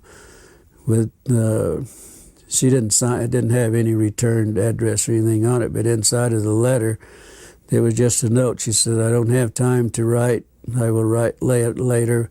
This is my APO number," and that was the extent of it. So then I wrote back to her and asking her more or less how she was feeling and why the sudden transfer, and then I hoped that she wasn't in any trouble. It was just a short note. I really didn't go into a lot of detail or anything. Then probably 3 weeks or probably a month after that, then I got the letter that I had mailed to her. It was returned. It was stamped return, and also it's in red printing it said deceased. And that's the last time I ever heard anything about it. Then, then I went out to the base a few days later, and I was talking to one of the nurses, and I said, whatever happened to the lieutenant? And she said, well, the rumor is that we heard that she was killed with 5 other nurses in a training mission in a plane crash. And that was it. No indication of where? Well, it was in London, England. She said in the note that she sent me that she was in London, stationed in London. And that was it. That's the last time I ever heard. Do you believe that she's dead? No, I don't think so. After all that's happening and after, threatening me and everything, I doubt very seriously that she was. I would hope not. What would you like to say to her if she happened to see this? Well, if she happened to see it, if she feels like if she wants to talk, if she feels like I would like to hear from her, yes. See what's been going on in her life and why she wasn't able to contact me. If she, feels like it.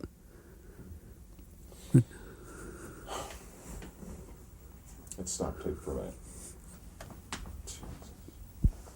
Okay.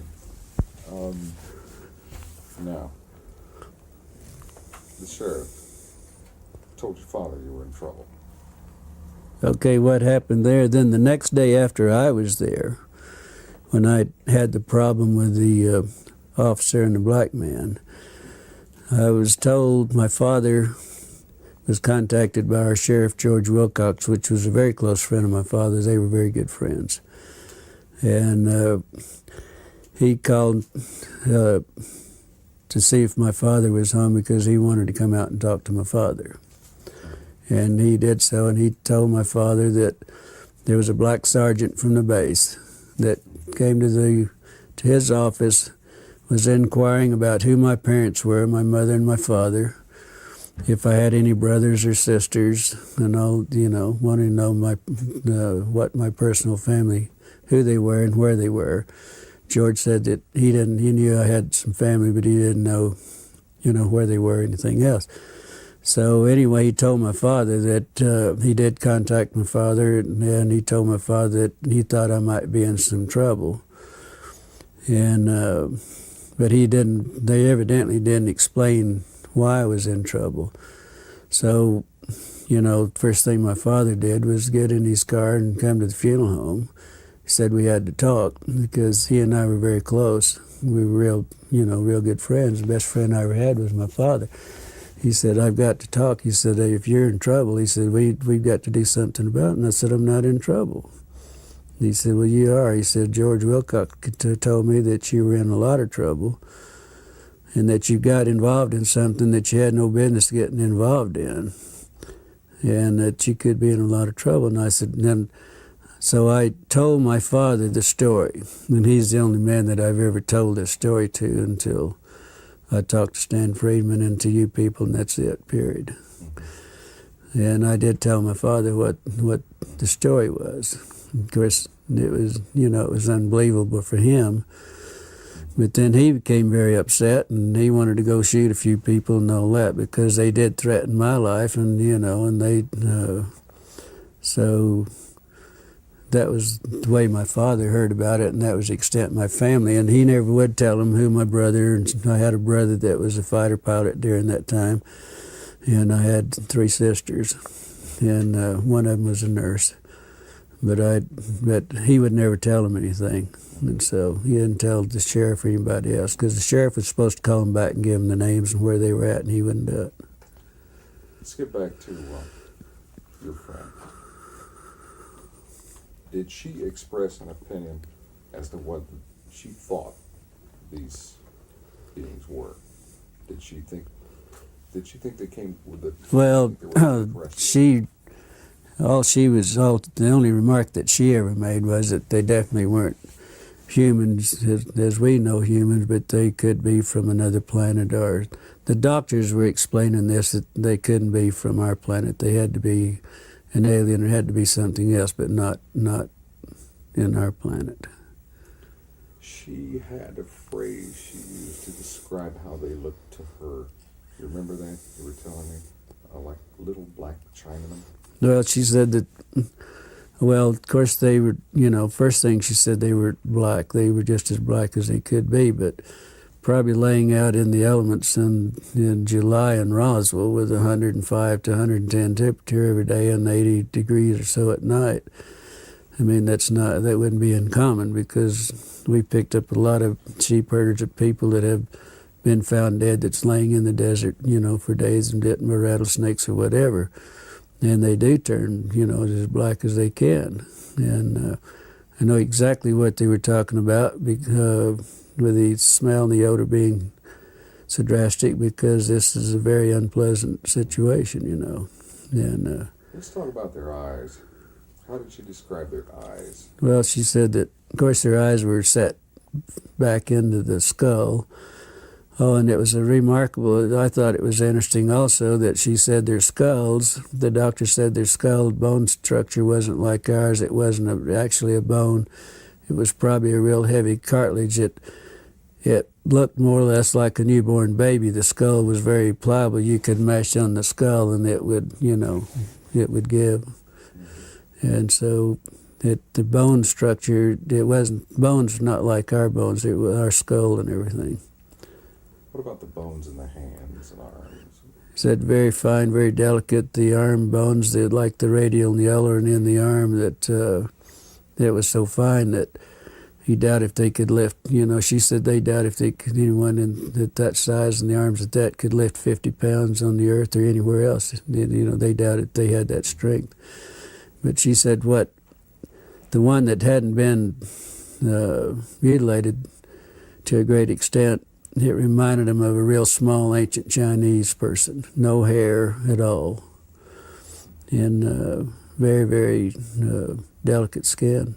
In fact, he said the skin would look like they could almost see through it, almost transparent. Why don't you give me a paragraph on the ears and the nostrils? Well, the ears, like I think I stated to you, that the ears, there was a couple of small orifices, one on top of the other, with 2 little lobe flaps, one over the other. They didn't really know how those, if they had any significance, how they worked or what. They didn't go into that.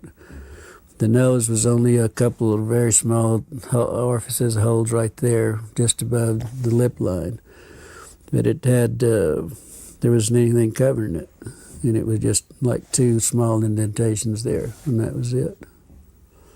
Said it was very unusual. Does anyone else, Don, Phil, do you have anything that you think you're talking about the hands. The hands. Yeah. The hands, well, there was one hand There was one hand that evidently wasn't attached to the arm. And she said that where she got sick and left the room was that this doctor had the long forceps and picked the hand up and turned it over. And that's when they noticed that there wasn't any thumb. None of the bodies had any thumbs or anything. They were just long, very fine, very delicate fingers, no fingernails. But right at the tip of each finger, it looked like there was a pad. And in this pad, it looked like it might have had very small they were like little suction cups, very minute suction cups. The doctors, that's the way he explained it, that was looking at it. Let's have tapes right now. Okay. We need to get the arm as well. Okay, yes, the Which arm. goes with that. We need to go about the arm. Really? In the magazine we publish, and with the pads at the tips of the fingers. Maybe you can get it. Can you get a copy of them? I can send you a copy. I'd be happy to. It's amazing. It all fits together. That's the And thing. they would It not just have fits known together. about. Obviously, they wouldn't know about your information. Yeah, well, see, I've never discussed this with anyone. My father was the only person I really ever discussed this. I didn't discuss it at the funeral home or anything else. I never discussed it with any of my family, period. I never have until I met Stan Freeman 2 years ago. It's the first time I ever discussed it. Would you have an interest in some dubs of testimony that we get from other people here? I'd be happy to. Oh, I'd love to, yeah, but I'd love to. I'd like to have a tape of mine also, if you don't, Maybe we can send you two, one for each hand. My daughter said if I want a tape of this and I want to keep it, and I want it in the family, but. We'll make you up. Yeah, I would love to, whatever, if you guys feel comfortable, I'd love to, have some tapes of whatever, Absolutely. We've got quite a few that we could probably run off. What, you have VHS or beta machine? Tape? I'll see to it that we get some dubs of other people's interviews. I just go to Kmart or wherever and buy the... I think we have the tape going now. Why don't we start with the... Well, he talked about the hand, so for continuity, it might be good to go to the arms. This will all be edited anyway, but we can start wherever you like. You want to go with it? Let's start with the arms, okay?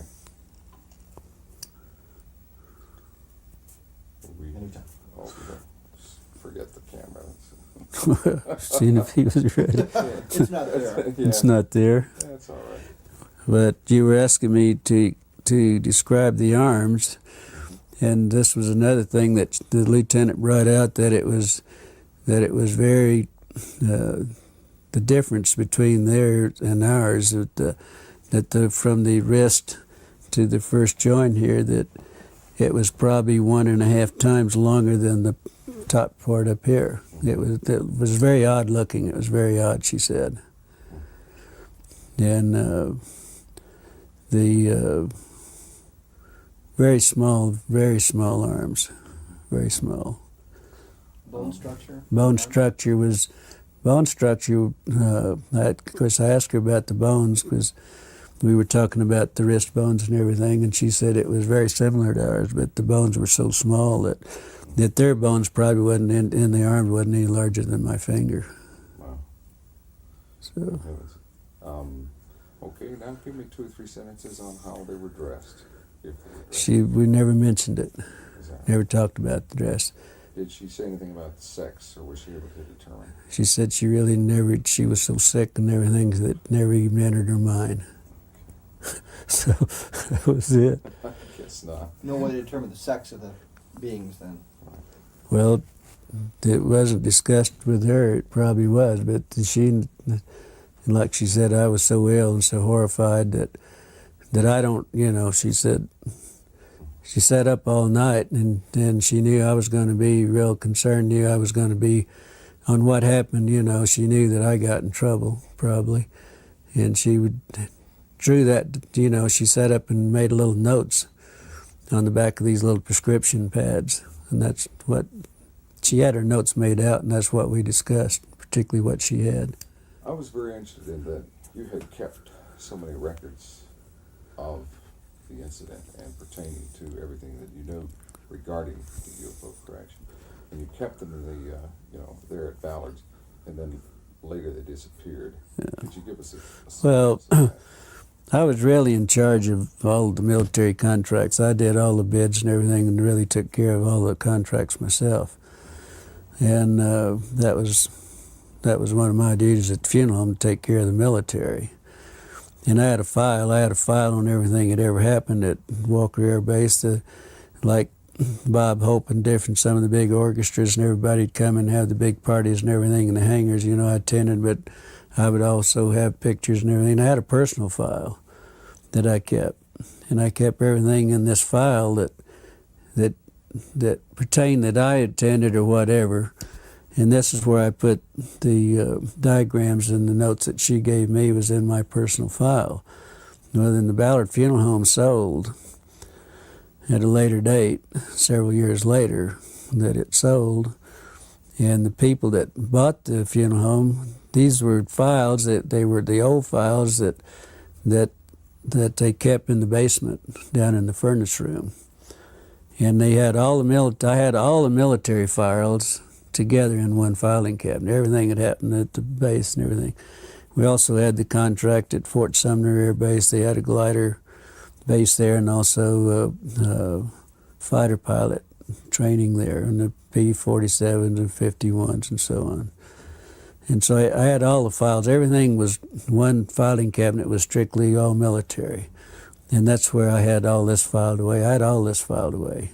I even had the newspaper that Walter Haught, the headlines and all this, the next day. I had all that in these files. What interests me is that out of all these files, Yeah. all these different topics, only one was missing when you went to look for it, and that was one pertaining to this. Yeah. Can you review that for us? Well, no, there were some of the other files were missing also, not just my own file, but my file was in the same, most all of my file was gone. But there was also some files, they had destroyed most of the files that were pertaining after a certain years. They just gotten rid of them. And they told the manager of the funeral home, that's the manager there, name Raymond Otero, also told me that he knew my file was there.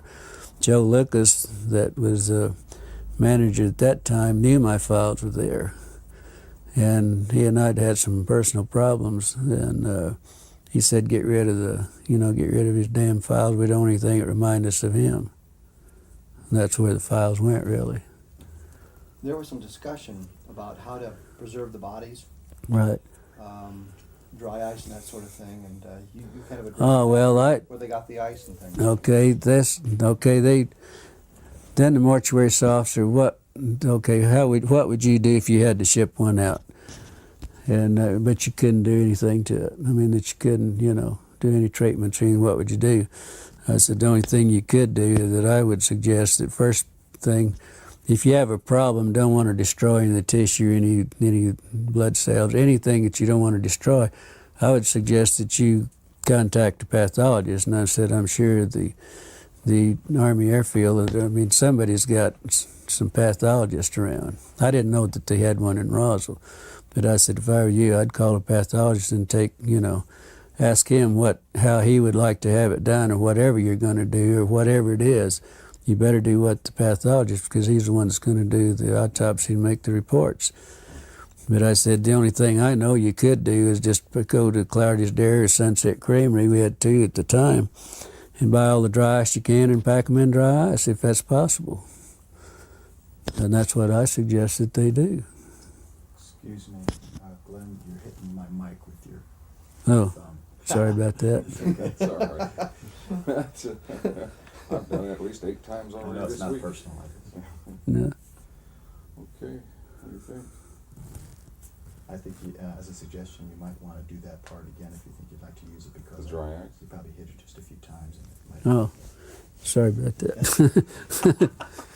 Isn't this picky business? Glenn Dennis, take 2, Clardy's Yeah. Dairy.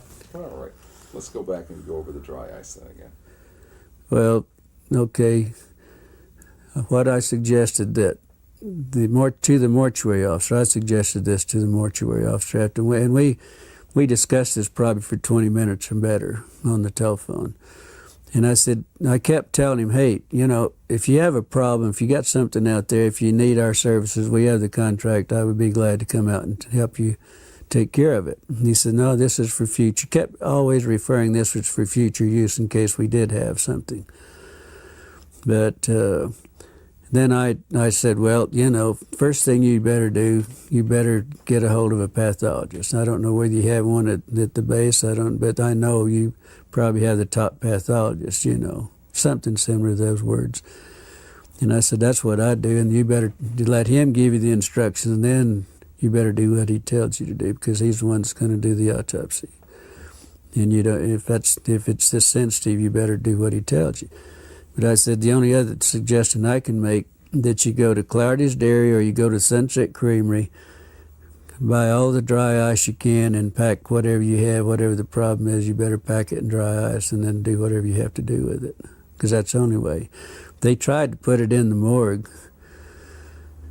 Out at the morgue, they had 2 refrigerated body compartments that we used to put them in, and then we would go out and get the bodies from there. But they always brought the airmen to us, but on the dependents and everything, we went out for them.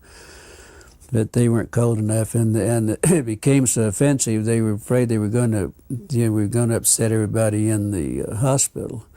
So they later moved them over to a hangar, and that's the last that she knew anything about them too. The lieutenant knew anything about them, but she didn't know how they moved it or anything about it. But they were taken to a hangar because the odor was so offensive they couldn't. That, like they said, it was upsetting everything. That's great. Fantastic. Yeah. Did she ever tell you where she thought or where she was told the bodies went from Roswell? I'm sorry? Where the bodies went from Roswell? Did you know where they were shipped out? Did you know where they went? She didn't know. She never told me. She never mentioned any, no suggestion whatsoever. She just said that the last she heard they were in a hangar, and that's all she knows. And we never discussed anything else. I guess if that takes care of everything, would you like to watch it? What is a portion of it, just to get an idea? You don't need to watch the whole. Sure. Yeah. Let's turn it around and watch it. Do you